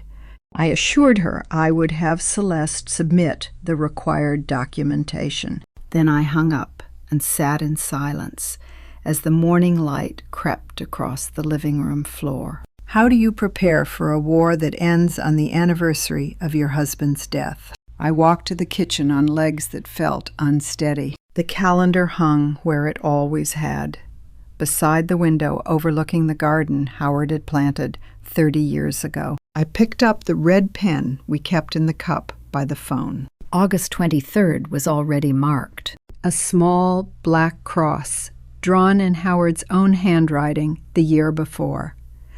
A reminder of his doctor's appointment, the one where they had found the shadow on his lung that would kill him 6 months later. I had never been able to erase it. Now it felt like prophecy. Howard died on August 23rd. Now I would either honor his memory or watch his legacy stolen on the same day. I circled the date in red, my hand trembling slightly. 21 days. 3 weeks to prove what Howard had spent 8 years protecting. 3 weeks to defeat my own son in a legal battle he did not even know he had already lost. But the date was what undid me. I had been dreading that anniversary for months, the first full year without him. I had imagined spending it alone, perhaps visiting his grave, perhaps sitting in his study surrounded by photographs. I had not imagined spending it in a lawyer's office, fighting for the right to keep what was already mine. "Howard," I whispered to the empty kitchen, "you could not have planned this one." But even as I said it, I wondered. Howard had planned everything else. He had anticipated Glenn's betrayal, prepared the trust, hidden the documents. Had he somehow known that the final confrontation would fall on this day? No, that was magical thinking. The universe was not that precise in its cruelties. Or perhaps it was. I stood in the kitchen staring at the calendar, red pen still in my hand. August 23rd, the day I had lost my husband. The day I would either win everything or lose it all. 21 days. I thought about Glenn filing his fraudulent claim, confident that his confused old mother would never discover it until too late. I thought about Roxanne searching for the spy in her house, never suspecting her own daughter. I thought about the evidence piling up Howard's video, Catalina's screenshots, Celeste's documentation, Vernon's testimony. They believed they were winning. They believed I was defeated before the battle even began. They were wrong. I set down the red pen and picked up the phone. Celeste answered on the second ring. "The studio called," I said. 21 days to confirm ownership. August 23rd. A pause. Howard's anniversary. "Yes." "Then we make sure you win," Celeste said quietly. "We make sure you win on the day he would have wanted you to." I could feel Howard watching me, waiting to see what I would do. I would not disappoint him. I set the table for 4 that evening, knowing that by dessert I would have lit a fuse that could not be unlit. 21 days. That was the number burning in my mind as I arranged the silverware, folded the napkins, placed the wine glasses precisely where Howard used to set them. 21 days to either save his legacy or lose it forever. But first, I needed my enemies to make a fatal mistake. Glenn and Roxanne arrived at 6, all smiles and false concern. Catalina trailed behind them, her phone clutched in her hand, her eyes finding mine for just a moment. She knew what was coming. She was ready. "Mother, you did not have to cook," Glenn said, settling into his father's chair at the head of the table. He always took that chair now. "We could have ordered something." "I wanted to," I said mildly. "It feels like we have not had a proper family dinner in weeks." Roxanne's smile was tight. "We have been busy with arrangements. You know how it is." I served the roast chicken and made small talk about the weather, the garden, the neighbor's new dog. I had spent weeks being invisible.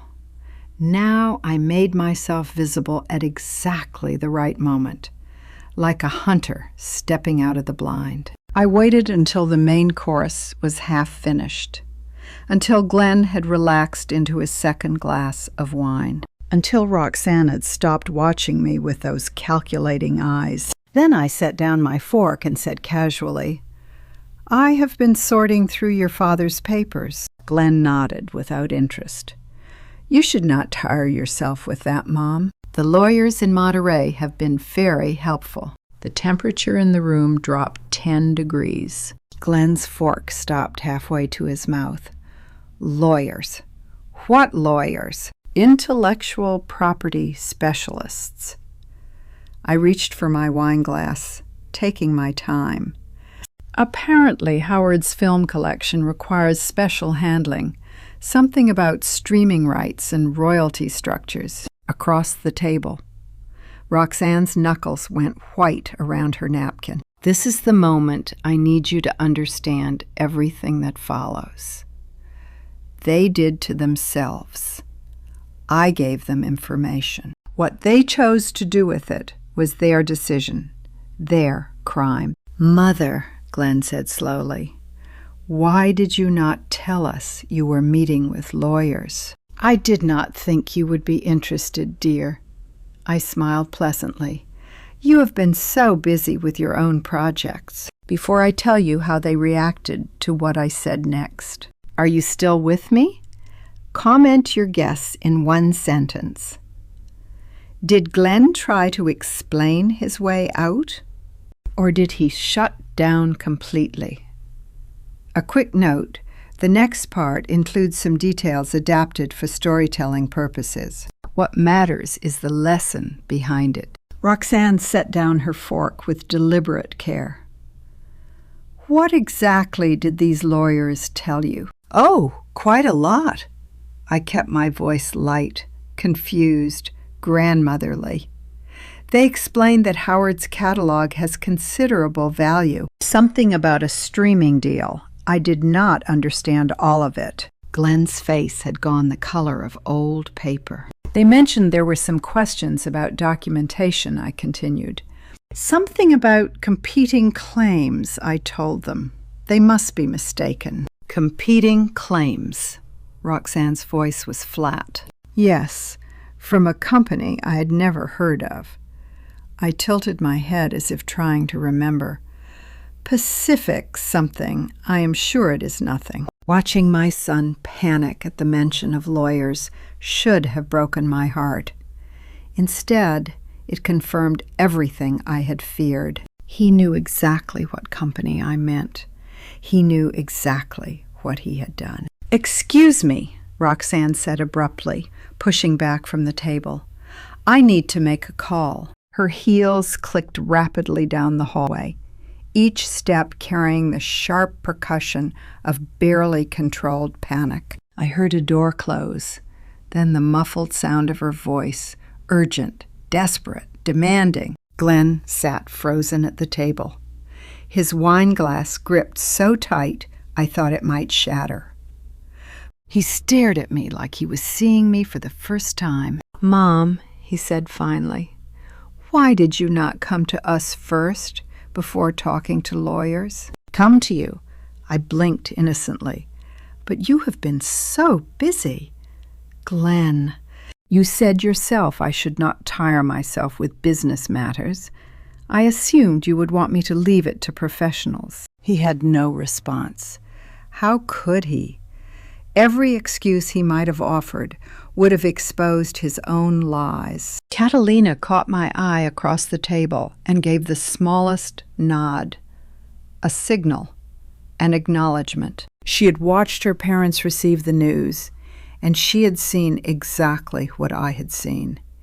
Guilt, fear, desperation. The fuse was lit. Down the hallway. Roxanne's voice rose to something almost shrill before dropping back to urgent murmurs. I could not make out the words, but I knew their meaning.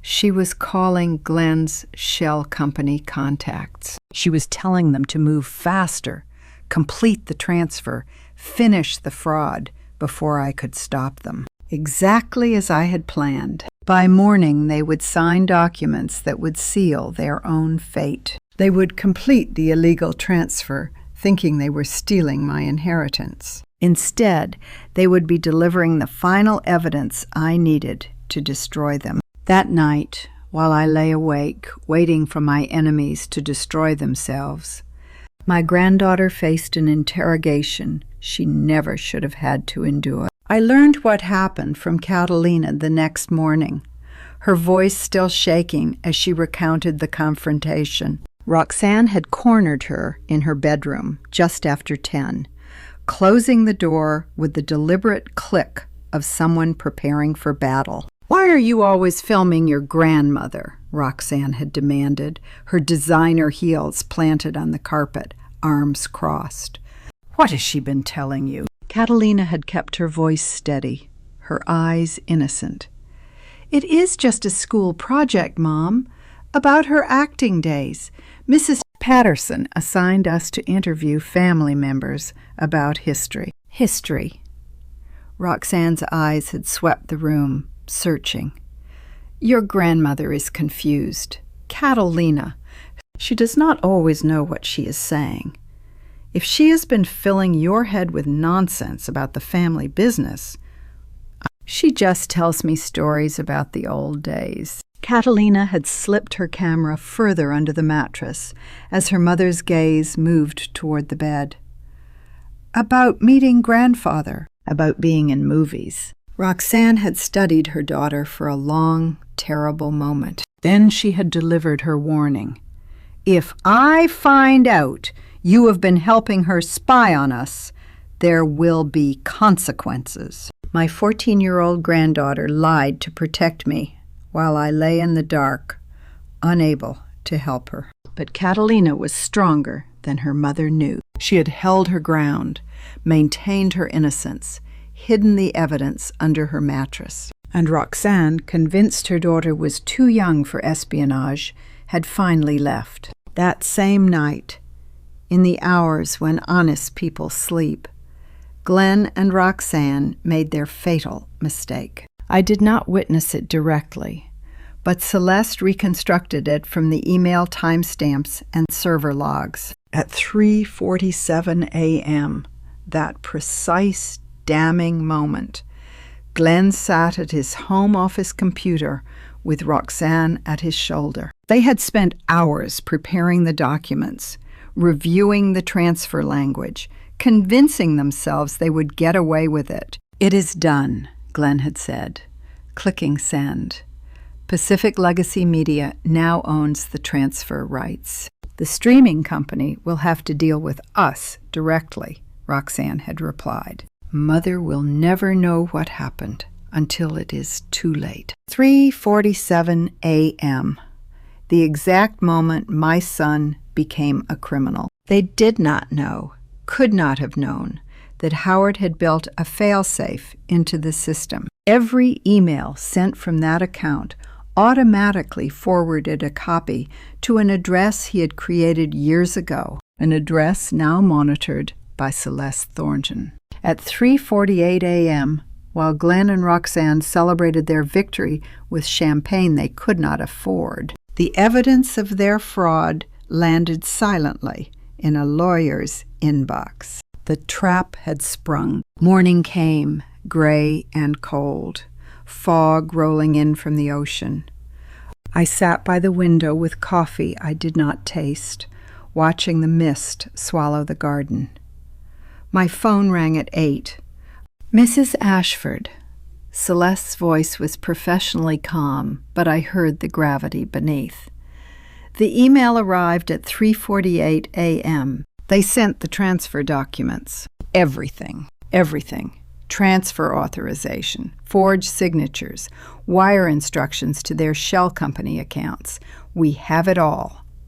A pause. Time-stamped, documented, admissible. Everything I had planned, everything I had endured, it all came down to one phone call on a Tuesday morning. What happens now? I asked. That depends on you, Celeste's voice softened.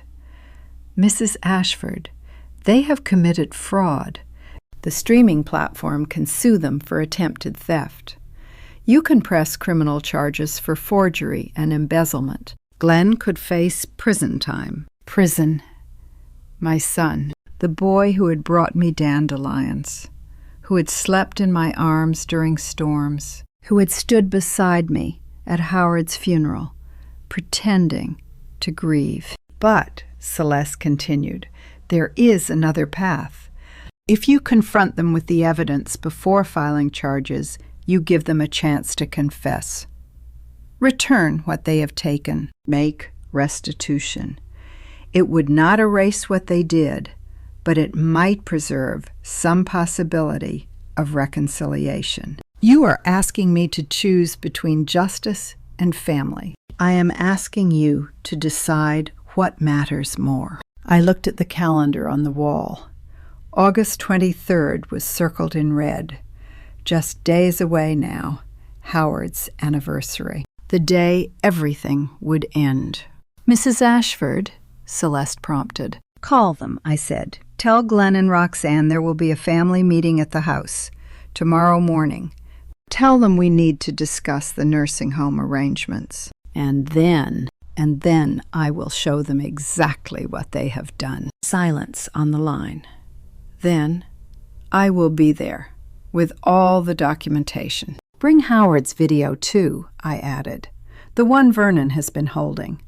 It is time my son heard what his father really thought of him. I hung up and sat in the quiet house, surrounded by photographs of a family that no longer existed. Tomorrow I would face my son. Tomorrow I would give him one chance to confess, to apologize, to choose redemption over ruin.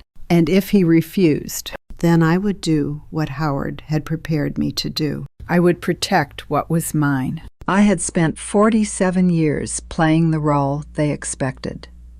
Today, the curtain would finally rise on the real Dolores Ashford. August 23rd dawned gray and still.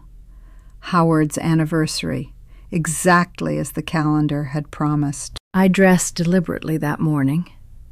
Not in mourning black, but in the emerald green dress he had always loved. The trust documents lay arranged on the coffee table, covered by a silk cloth. Everything was ready. The grandfather clock ticked toward 10 when I heard tires on the gravel driveway. Glenn entered first, wearing his best suit, despite it being Saturday. He always dressed for what he wanted people to see: successful, responsible, trustworthy. Roxanne followed, her designer bag clutched like a shield, her heels clicking sharp against the hardwood. They exchanged glances when they saw me already seated, composed, clearly in control. This was not the confused widow they had expected. "Mother," Glenn's voice carried that practiced warmth he used on clients, "you look wonderful. We have been so worried about you." I noted the slight tremor beneath his charm. He was nervous. "Good. Sit down," I said, gesturing to the sofa across from me. "Both of you." Roxanne's eyes swept the room, cataloging, calculating. She had stopped pretending warmth years ago. "You said this was important, Dolores. Glenn has a showing at noon." "This will not take long," I replied. "Or perhaps it will take the rest of your lives." The words landed like stones in still water. Glenn's smile faltered.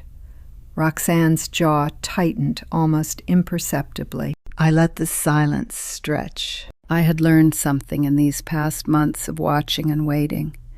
Silence was a weapon, and I knew how to use it. "I want to discuss some things I have noticed recently," I began, keeping my voice light, conversational. "Glenn, you visited my attorney 3 weeks ago to discuss future arrangements without telling me." His face went pale.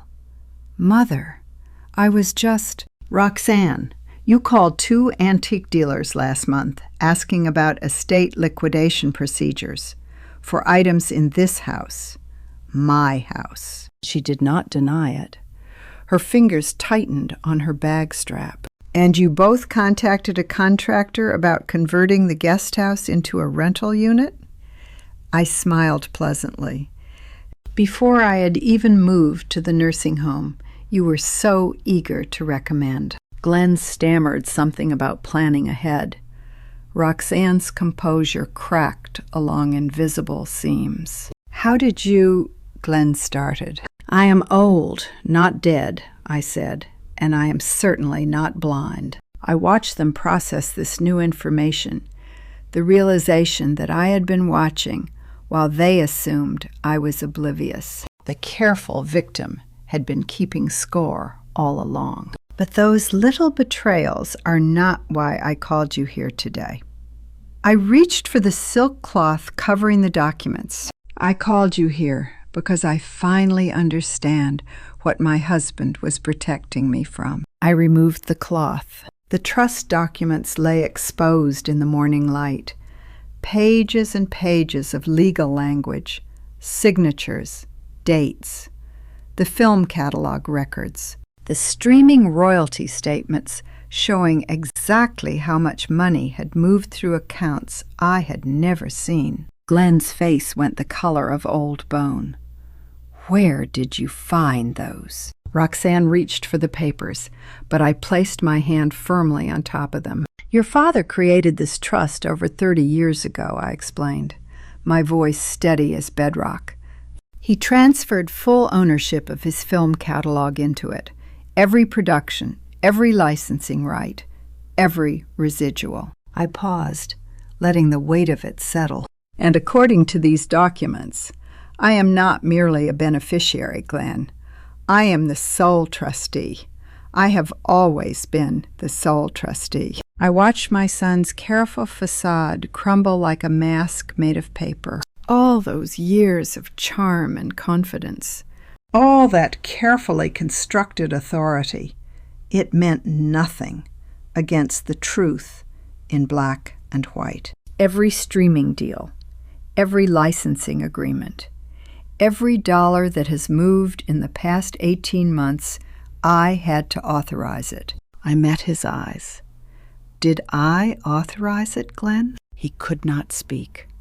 Roxanne's hand had gone white on his arm. The implication hung in the air between us, heavy as funeral flowers. If I had never authorized those transactions, then whoever signed my name had committed fraud, criminal fraud, the kind that sent people to prison. "Mother," Glenn's voice was barely a whisper, "whatever you think happened, we can explain." I held up the final document, the one Celeste had prepared yesterday. "This is a formal forensic audit request," I said. "Every transaction, every signature, every lie.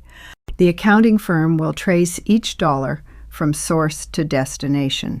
They will identify every forgery, every unauthorized transfer, every attempt to steal what Howard built." Roxanne grabbed Glenn's arm, her composure finally shattering completely. "We need to call Marcus. We need a lawyer." "Yes," I said quietly, "I believe you do." Glenn stared at me across the coffee table. This woman he had dismissed as confused, as helpless, as an obstacle to be managed and removed.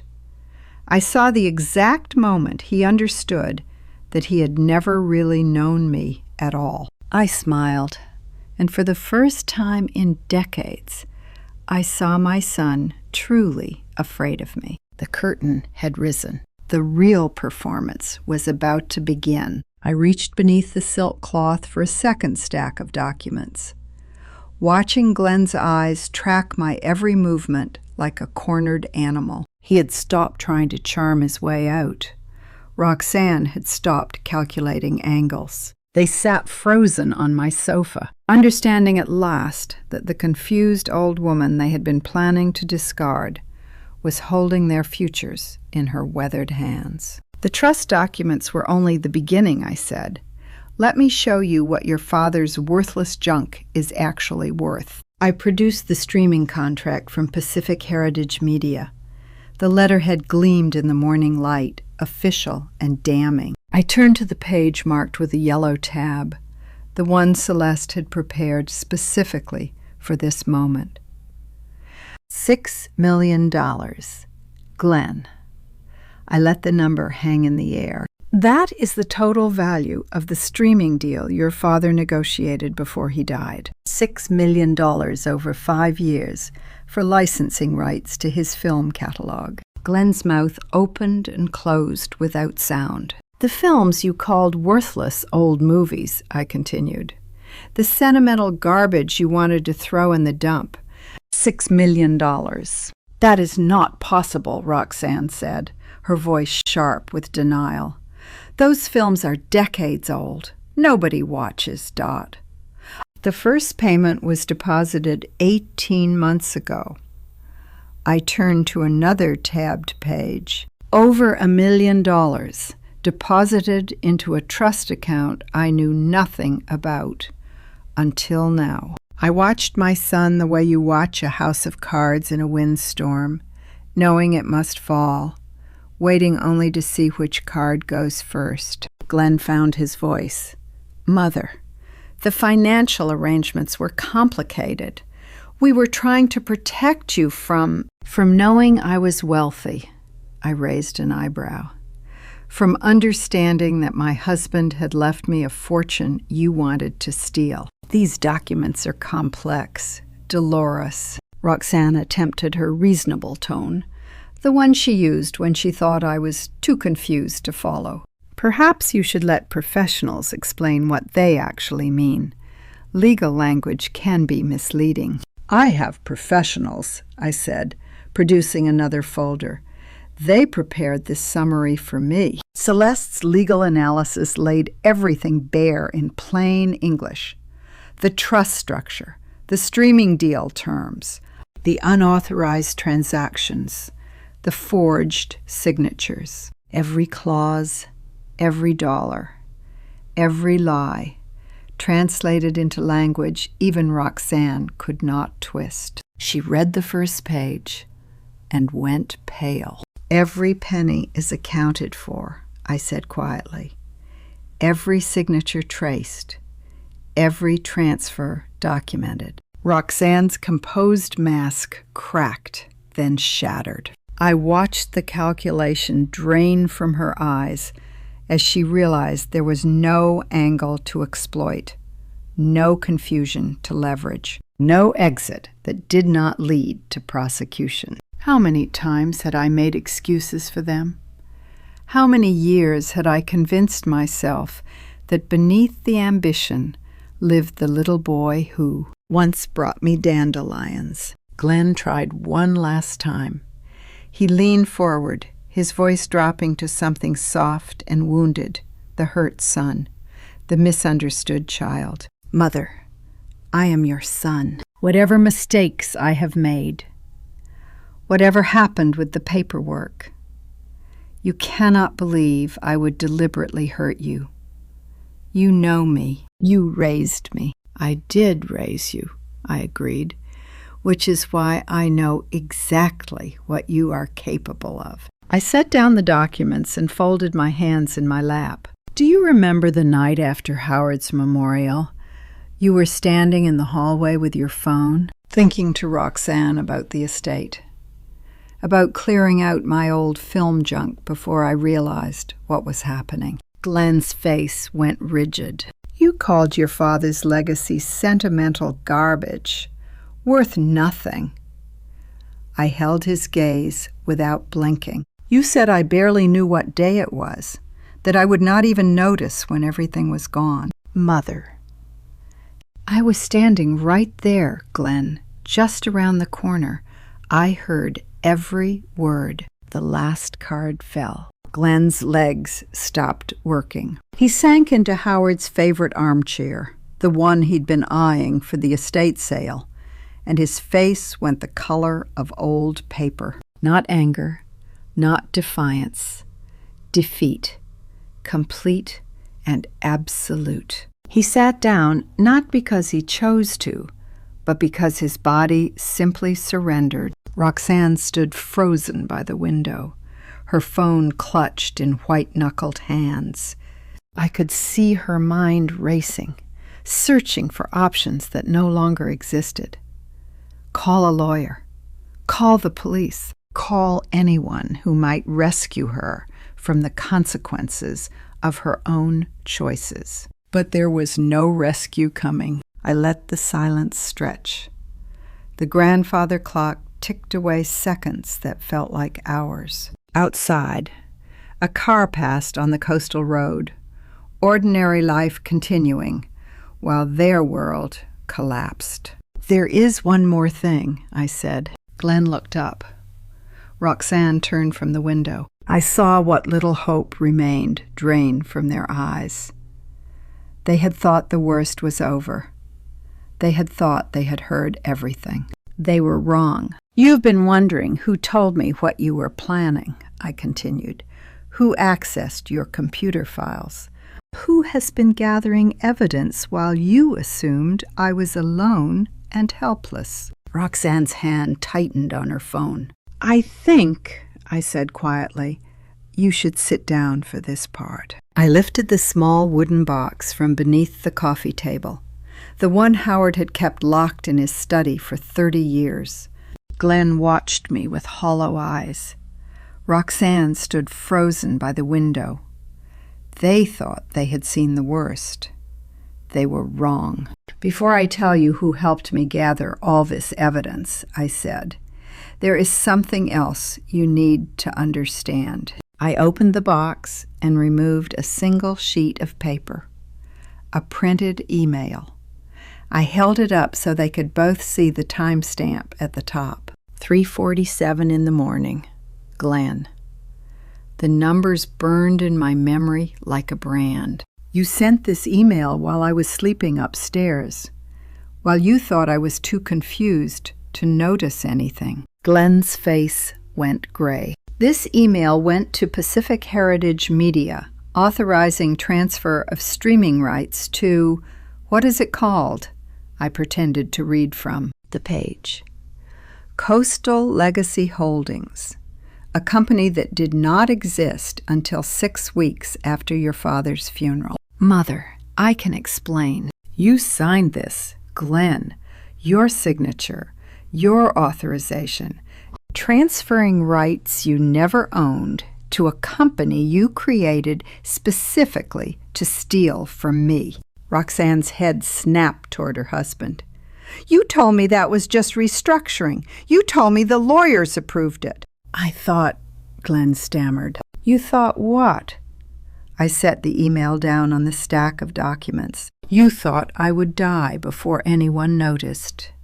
You thought a confused old woman would never find out her son was committing fraud. I picked up my phone and dialed.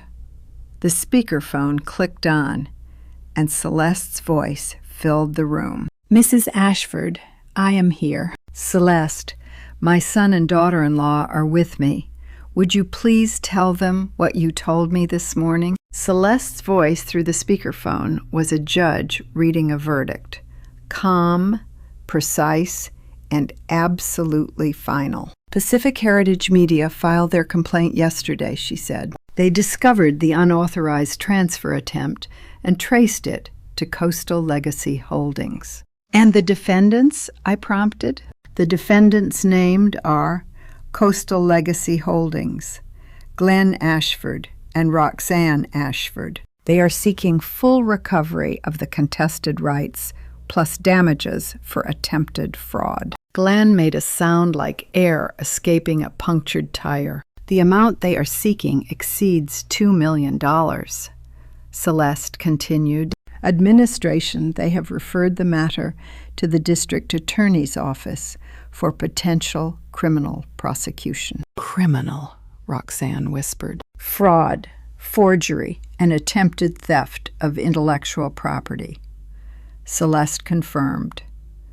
I will be available if you have questions, Mrs. Ashford. Thank you, Celeste. I ended the call and set the phone down carefully. The silence that followed was absolute. Roxanne turned on Glenn first. Her voice came out strangled, disbelieving. You told me the lawyers approved this. She stepped toward him, her designer composure cracking like old paint. You told me it was standard estate restructuring. You said we would be protected. I thought we were, Glenn said weakly. The attorneys I consulted. What attorneys? Roxanne's voice rose. What attorneys told you that forging your mother's signature was legal? What attorneys told you that creating a shell company to steal her inheritance was standard restructuring? Roxanne, please. We are being sued. We could go to prison. She grabbed his arm hard enough to leave marks. You did this. You convinced me this was safe. I had loved my son. I still did.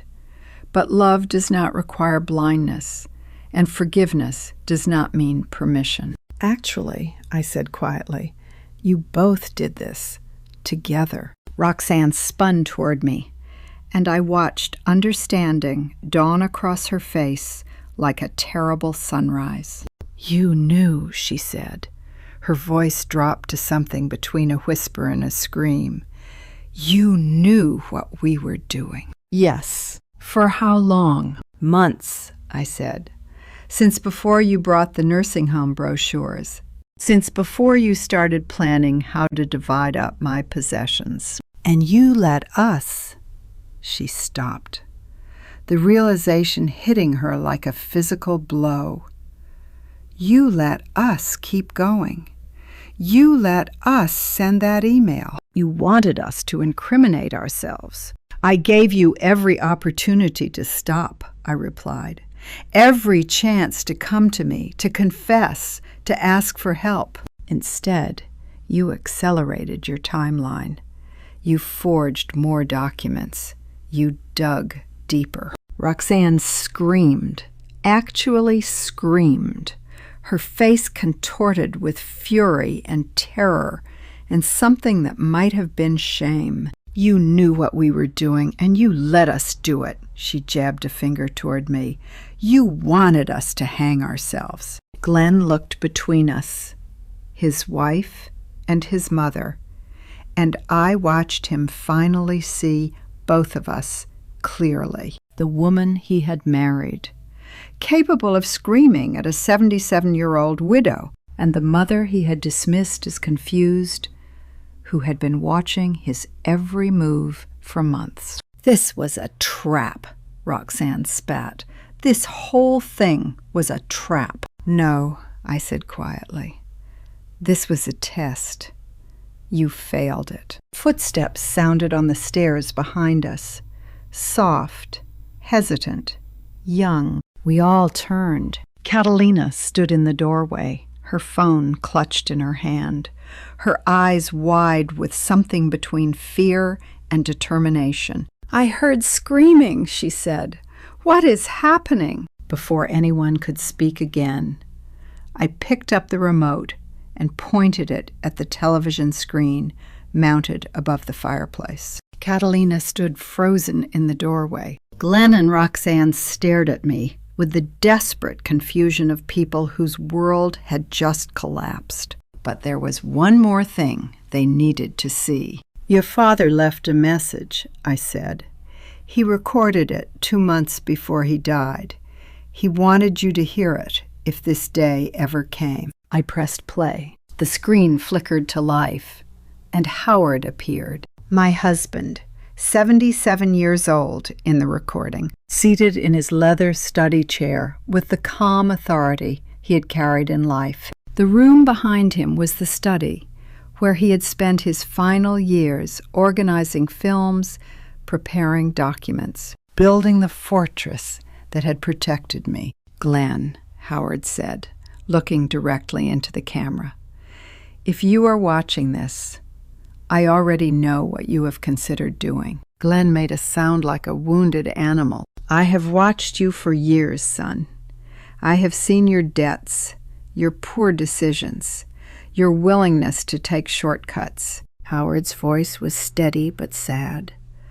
"I hoped you would change. I prayed for it, but I prepared as if you would not." Howard's voice filled the room like he had never left, and for one impossible moment, I forgot he was gone. "I built these safeguards because I love you," Howard continued. "But I love your mother more. She gave me 47 years of her life. She deserves to spend whatever years remain in dignity and comfort, not in a nursing home while you spend her inheritance." Roxanne's hand flew to her mouth. "Treat your mother with the dignity she deserves," Howard said, leaning forward. "Be the man I raised you to be, not the man you have become." The screen went dark. Silence filled the room. Glenn sat motionless, tears streaming down his face, destroyed by words from beyond the grave. His father had known. His father had seen who he really was. Catalina stepped fully into the living room, her phone clutched tight in her hands. "I recorded everything, Mom. Her voice trembled but did not break. Every phone call, every plan, every conversation you had about putting Grandma away. Roxanne spun toward her daughter. Catalina, how could you? We are your parents. Grandma is my family, too. Catalina's chin lifted. And you were going to steal from her. You were going to lock her in a nursing home and take everything Grandfather built. My granddaughter had done what I could not bring myself to do. She had recorded her own mother's crimes. You helped her, Roxanne breathed, the realization hitting her. All those documentary interviews, the school project. You were spying on us. I was protecting my grandmother, Catalina said. Someone had to. Roxanne looked around the room at her husband, broken in an armchair, at her mother-in-law, who had outmaneuvered them completely, at her daughter, who had chosen loyalty to an old woman over loyalty to her own parents. She had nothing left. I cannot, Roxanne's voice cracked. I cannot stay here. She grabbed her bag and fled. The front door slammed behind her with a finality that echoed through the house. A moment later, her car roared to life and tore down the gravel driveway. Glenn did not move. He sat in his father's armchair, the one he had been planning to sell, and wept like a child. Catalina looked at me, uncertain. Should I go after her? No, sweetheart, I touched her arm gently. She needs time. We all do. Catalina nodded, then quietly retreated upstairs. She had done enough, more than enough. The rest was between me and my son. I sat down across from Glenn and waited. Minutes passed. The grandfather clock ticked away seconds that felt like hours. Finally, Glenn looked up. His face was ravaged, eyes swollen, all pretense stripped away. What have I done, Mother? His voice was barely a whisper.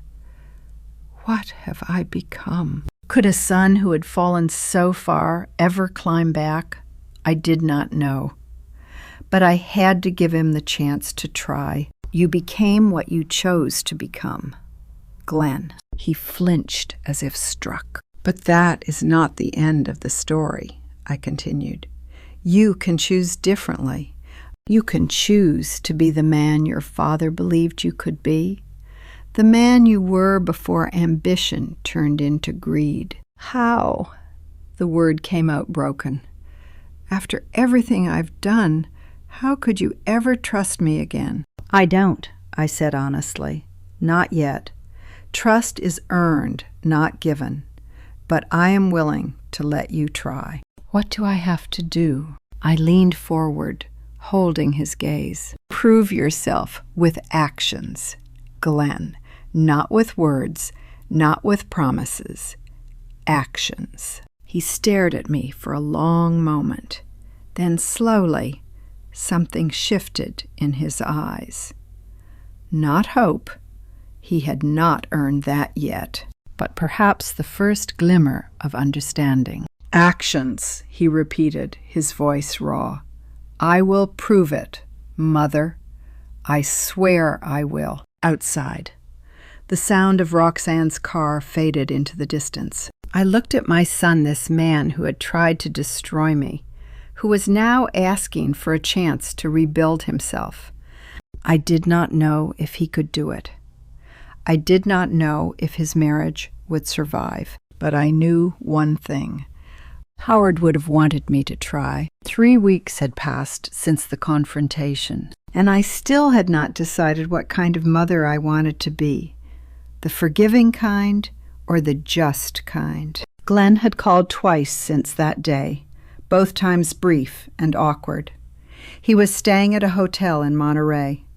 Roxanne had not returned. The marriage, it seemed, had not survived the exposure. But whether my relationship with my son could be salvaged, that question remained open. I drove to Celeste's office on a Tuesday morning in September, the fog burning off the coastal hills as I wound along the familiar route to Monterey. Mrs. Ashford.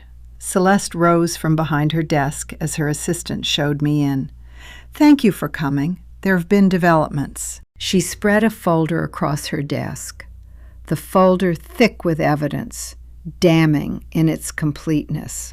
Pacific Heritage Media has formally filed suit against Coastal Legacy Holdings, she said, settling into her chair. The studio's attorneys have been thorough. They have traced every unauthorized transaction, every forged document, every wire transfer. And Glenn. Glenn and Roxanne are named as individual defendants. Celeste removed her glasses and polished them, that familiar gesture that preceded difficult conversations.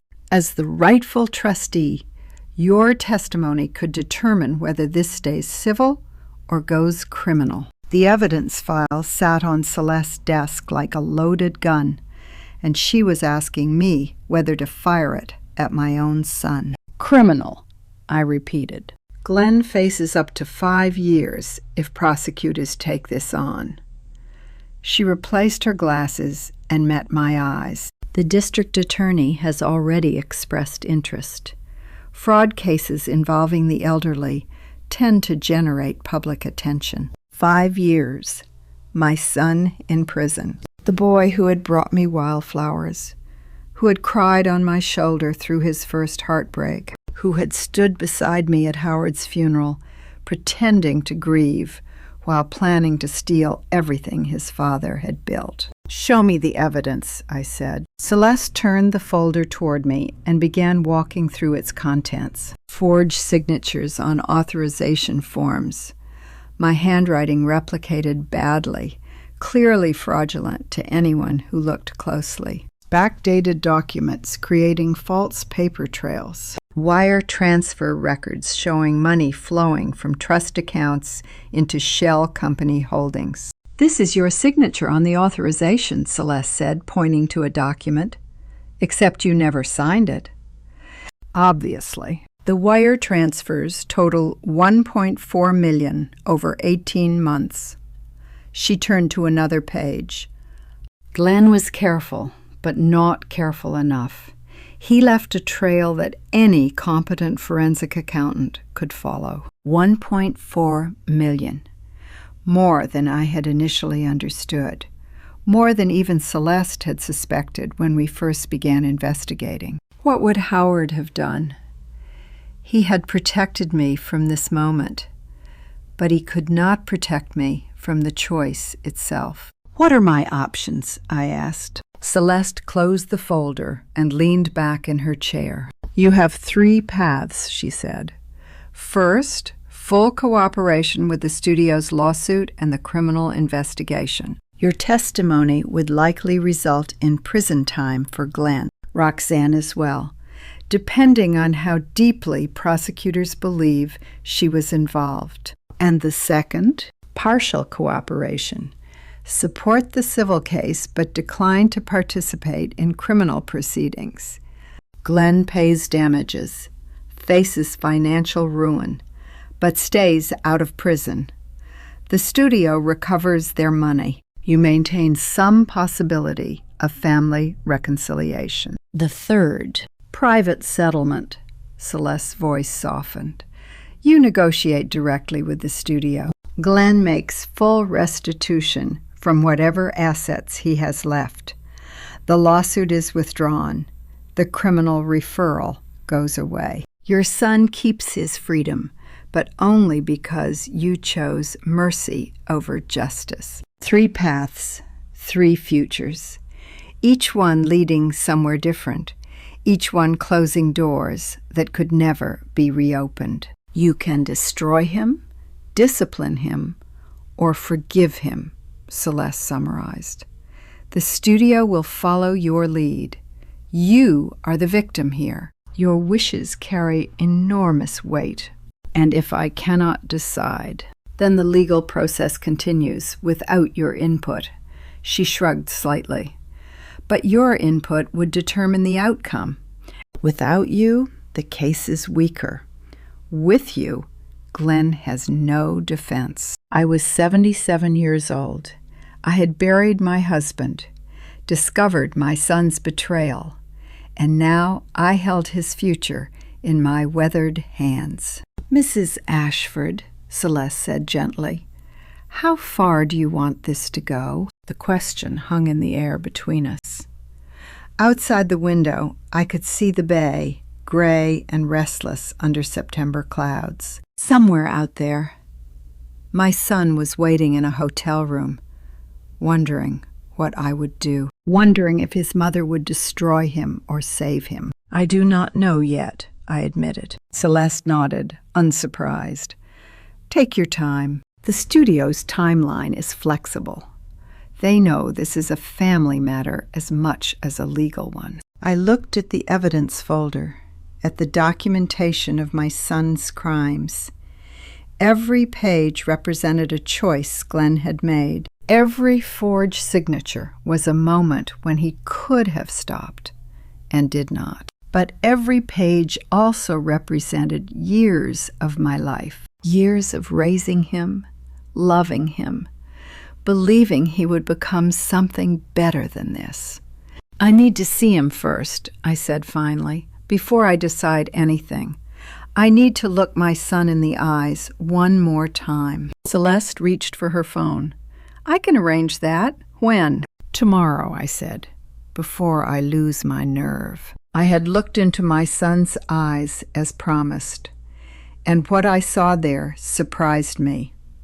Not excuses, but exhaustion, the kind that comes only when a man has stopped lying to himself. We met at a cafe in Pacific Grove, neutral ground, and for an hour Glenn talked, not about the money or the forgeries or the shell company, about his failures, his fears. The debts that had accumulated until stealing from his own mother seemed like the only way out. I listened. I did not forgive, but I understood. The next day, I sat across from Celeste and delivered my verdict. "No prison," I said. "No public humiliation. But he will work." Celeste's eyebrows rose.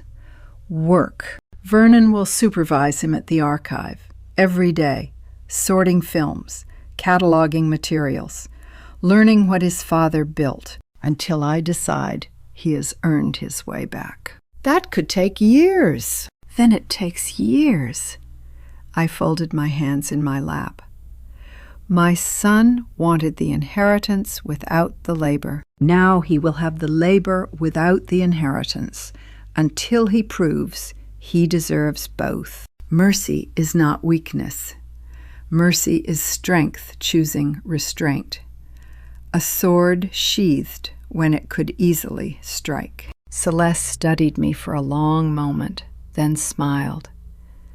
"Mrs. Ashford, this is wiser than any court sentence I could have arranged. He will either become the man his father hoped he would be, or he will fail on his own terms." "Either way," I said, "the choice will be his." We drafted the terms that afternoon. The studio lawsuit would settle privately. Glenn would make restitution from his own assets over time. The criminal referral would be withdrawn, and my son would spend his days at the archive he had once dismissed as worthless, supervised by the man who had refused to betray me. It was not justice. It was not mercy. It was something in between. 1 month later, Roxanne came to the house. I heard her car in the driveway before I saw it, heard the aggressive crunch of tires on gravel that announced someone arriving with confrontation on their mind. When I opened the front door, she was already climbing the porch steps, her designer heels sharp against the wood. Roxanne's suitcases were already in the car. She had come not to negotiate, but to announce. "I cannot do this," she said without preamble. "I cannot stay here and watch you turn my husband into a servant." "He is working," I replied calmly, "learning, earning the trust he destroyed. He is being humiliated." Her voice cracked with fury. "Every day at that dusty archive, taking orders from some old caretaker. It is beneath him." "Nothing is beneath a man who tried to steal from his own mother." She flinched as if I had struck her. "You had choices too, Roxanne." I kept my voice steady. "Every step of the way, you had choices. You chose theft over family. You chose ambition over integrity. Now you are choosing pride over reconciliation." "I am choosing to leave." She drew herself up, chin lifted. "I am filing for divorce. I will take what I can from Glenn, what little is left after your settlement, and I am leaving California." "That is your right. Do not pretend you are sorry." "I am not pretending anything." I met her eyes. "I simply do not have the energy for grief over someone who never loved this family, only what she could take from it." Roxanne opened her mouth to respond, but the sound of the front door stopped her. Catalina stood in the doorway, a small suitcase in her hand. For a moment, Roxanne's face softened with something like hope. "You are coming with me," she said. "Good. We will start fresh somewhere else." "Mom," Catalina's voice was quiet but firm, "I am not coming with you." The words hung in the October air. "What?" "I am staying here." Catalina set her suitcase down, the one she had packed to move into the house, not to leave it. "With Dad and Grandma." Roxanne's face contorted. "You are choosing her over your own mother." "I am choosing to stay where people are trying to be better."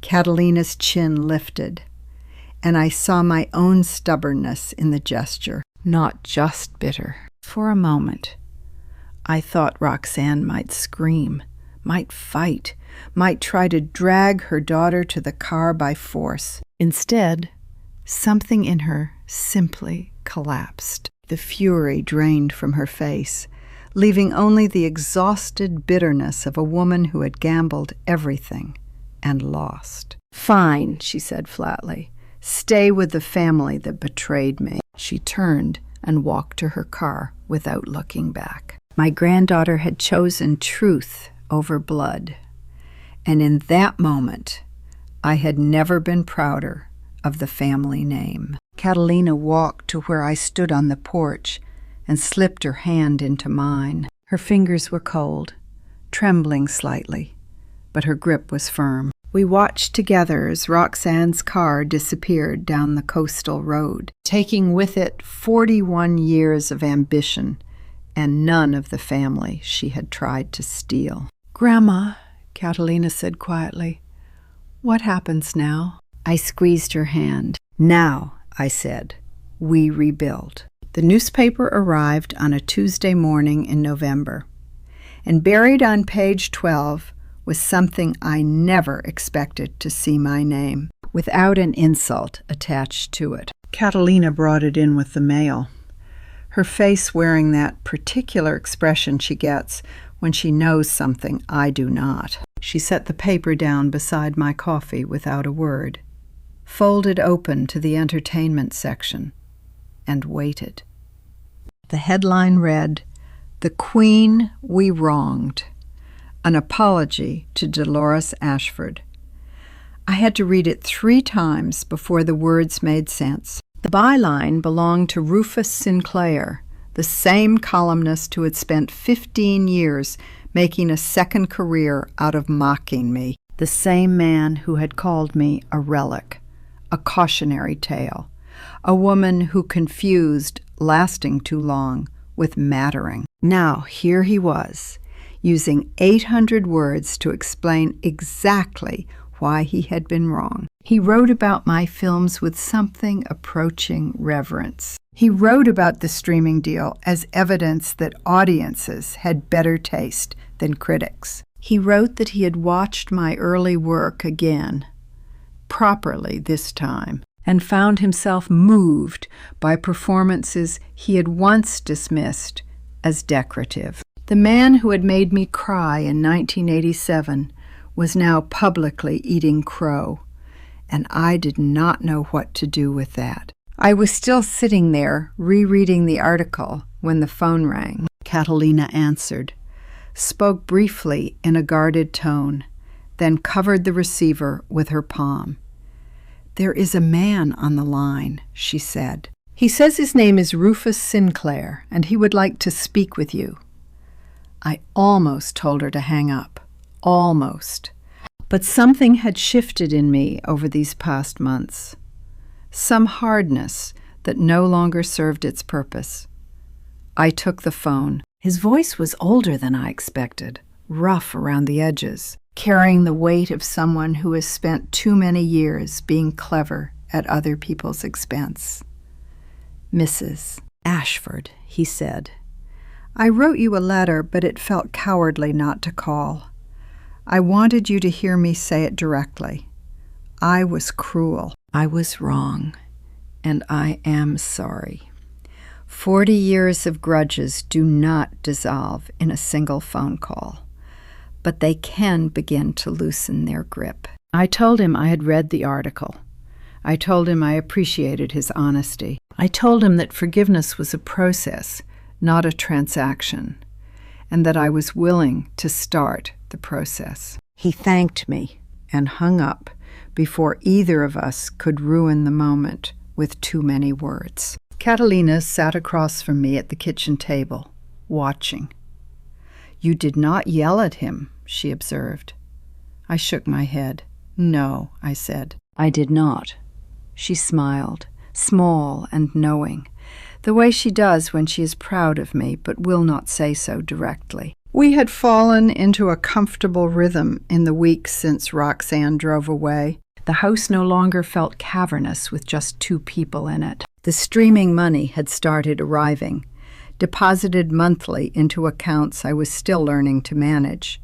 I had hired an actual financial advisor, a woman named Patricia, who wore sensible shoes and did not try to charm me. I had donated the first installment to 3 different charities Howard would have approved of. I had started sleeping through the night again. The grief was still there, would always be there, but it had become something I carried rather than something that carried me. I thought about the life I had lived since July, finding the will in that blue envelope, learning what Howard had done all those years without ever saying a word, watching my son become a stranger, and then watching him become something worse, discovering who Roxanne really was behind the smile and the casseroles, nearly losing everything to people who were supposed to love me, and in the end, standing in my own kitchen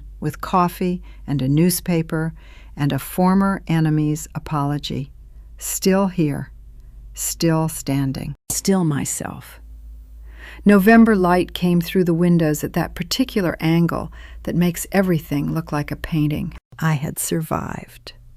Not just survived, but prevailed. The money was secured, the vultures were scattered, and the legacy Howard built was finally where it belonged. The doorbell rang that afternoon, interrupting my reflection. Catalina answered and returned with an envelope bearing the logo of Howard's bank. Inside was a letter from the vault manager, explaining that during their annual inventory, they had discovered an additional safety deposit box registered in my name, one I had never known existed. Howard had opened it in 2019, paid 20 years of fees in advance, and left specific instructions that I should not be notified until at least 6 months after his death. Whatever was inside, he had wanted me to find it only after I had proven I could handle everything else first. Catalina read the letter over my shoulder. "What do you think it is?" she asked. I shook my head, folding the paper back into its envelope.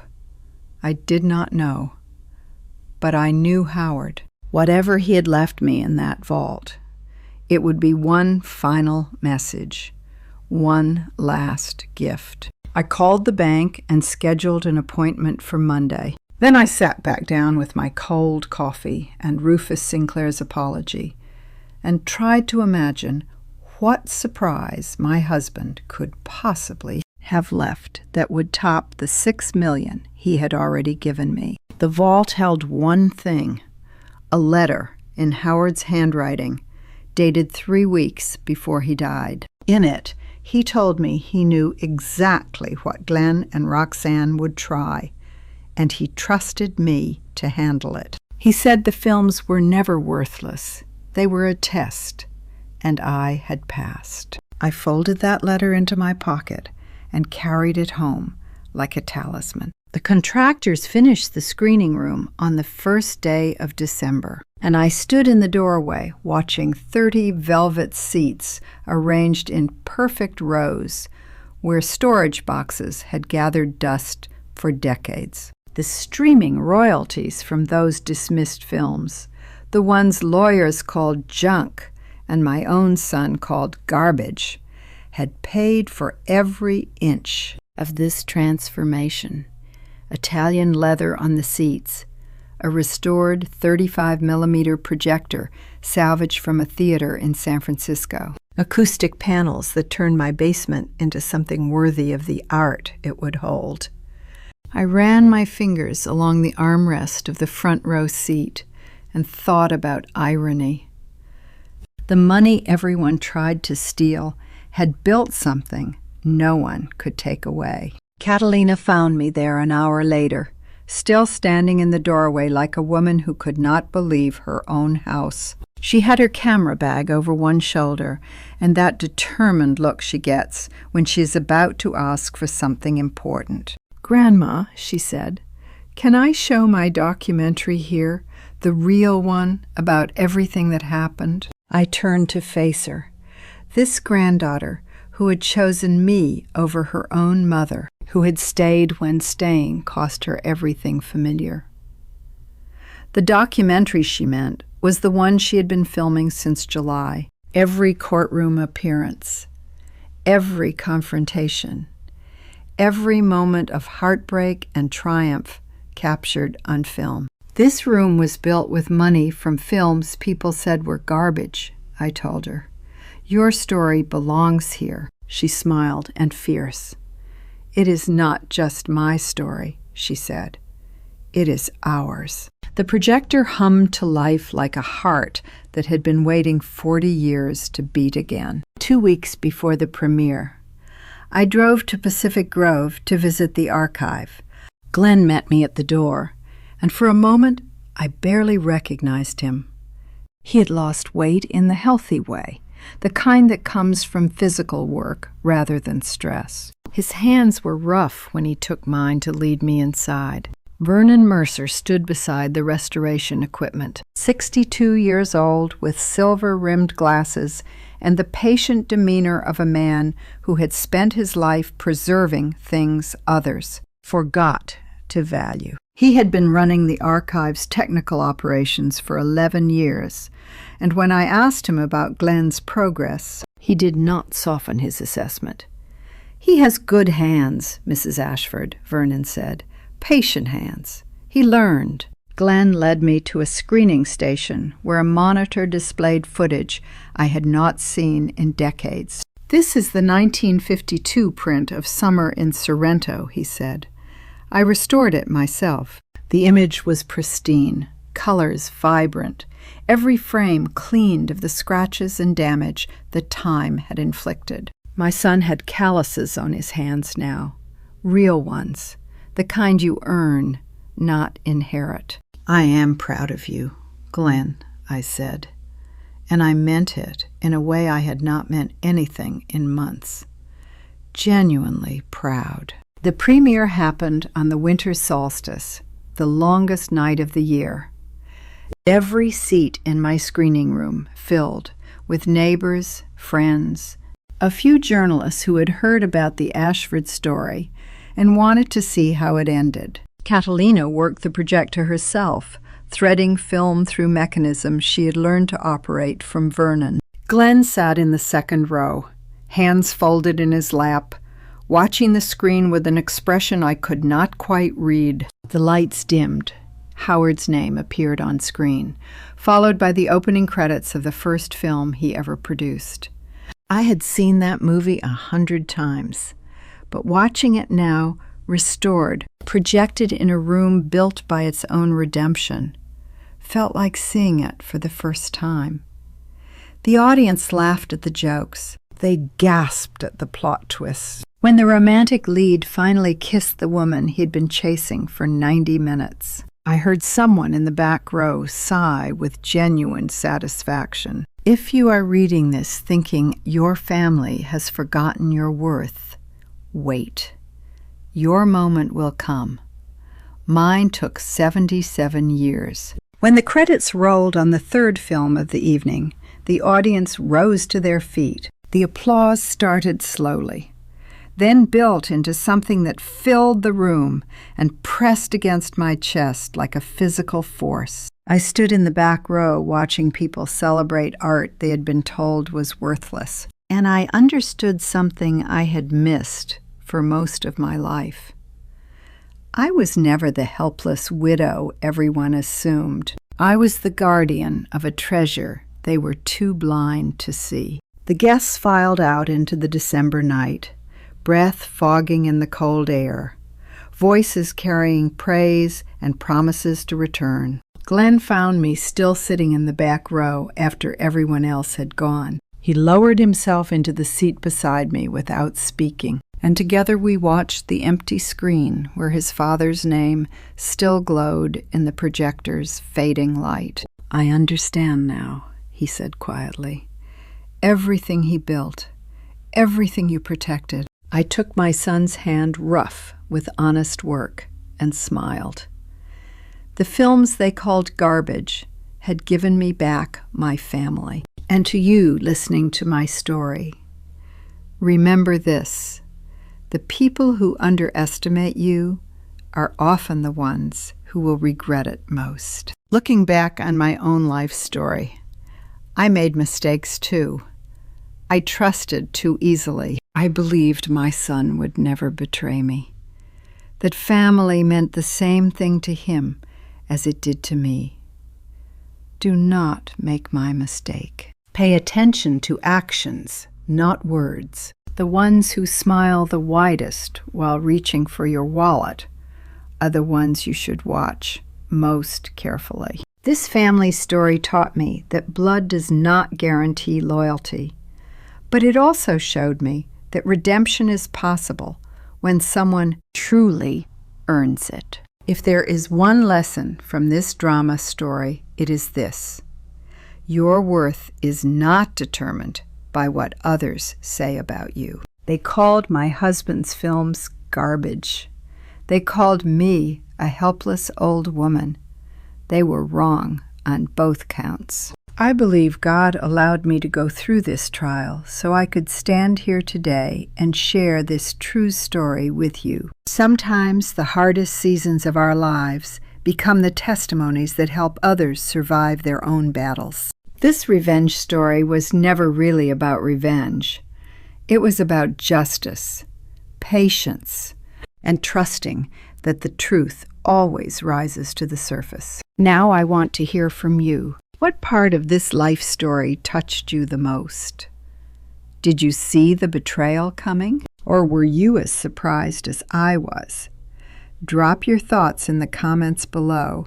I read every single one. If this true story moved you, please share it with someone who needs to hear it today. And if you want more drama stories like this one, subscribe so you never miss a family story worth telling. Thank you for staying until the very end. Your time means more to me than you know. A final note. Some details in this story have been adjusted for storytelling and reflection. Any resemblance to real individuals is coincidental. The message of the lesson is what I hope stays with you. God bless you all.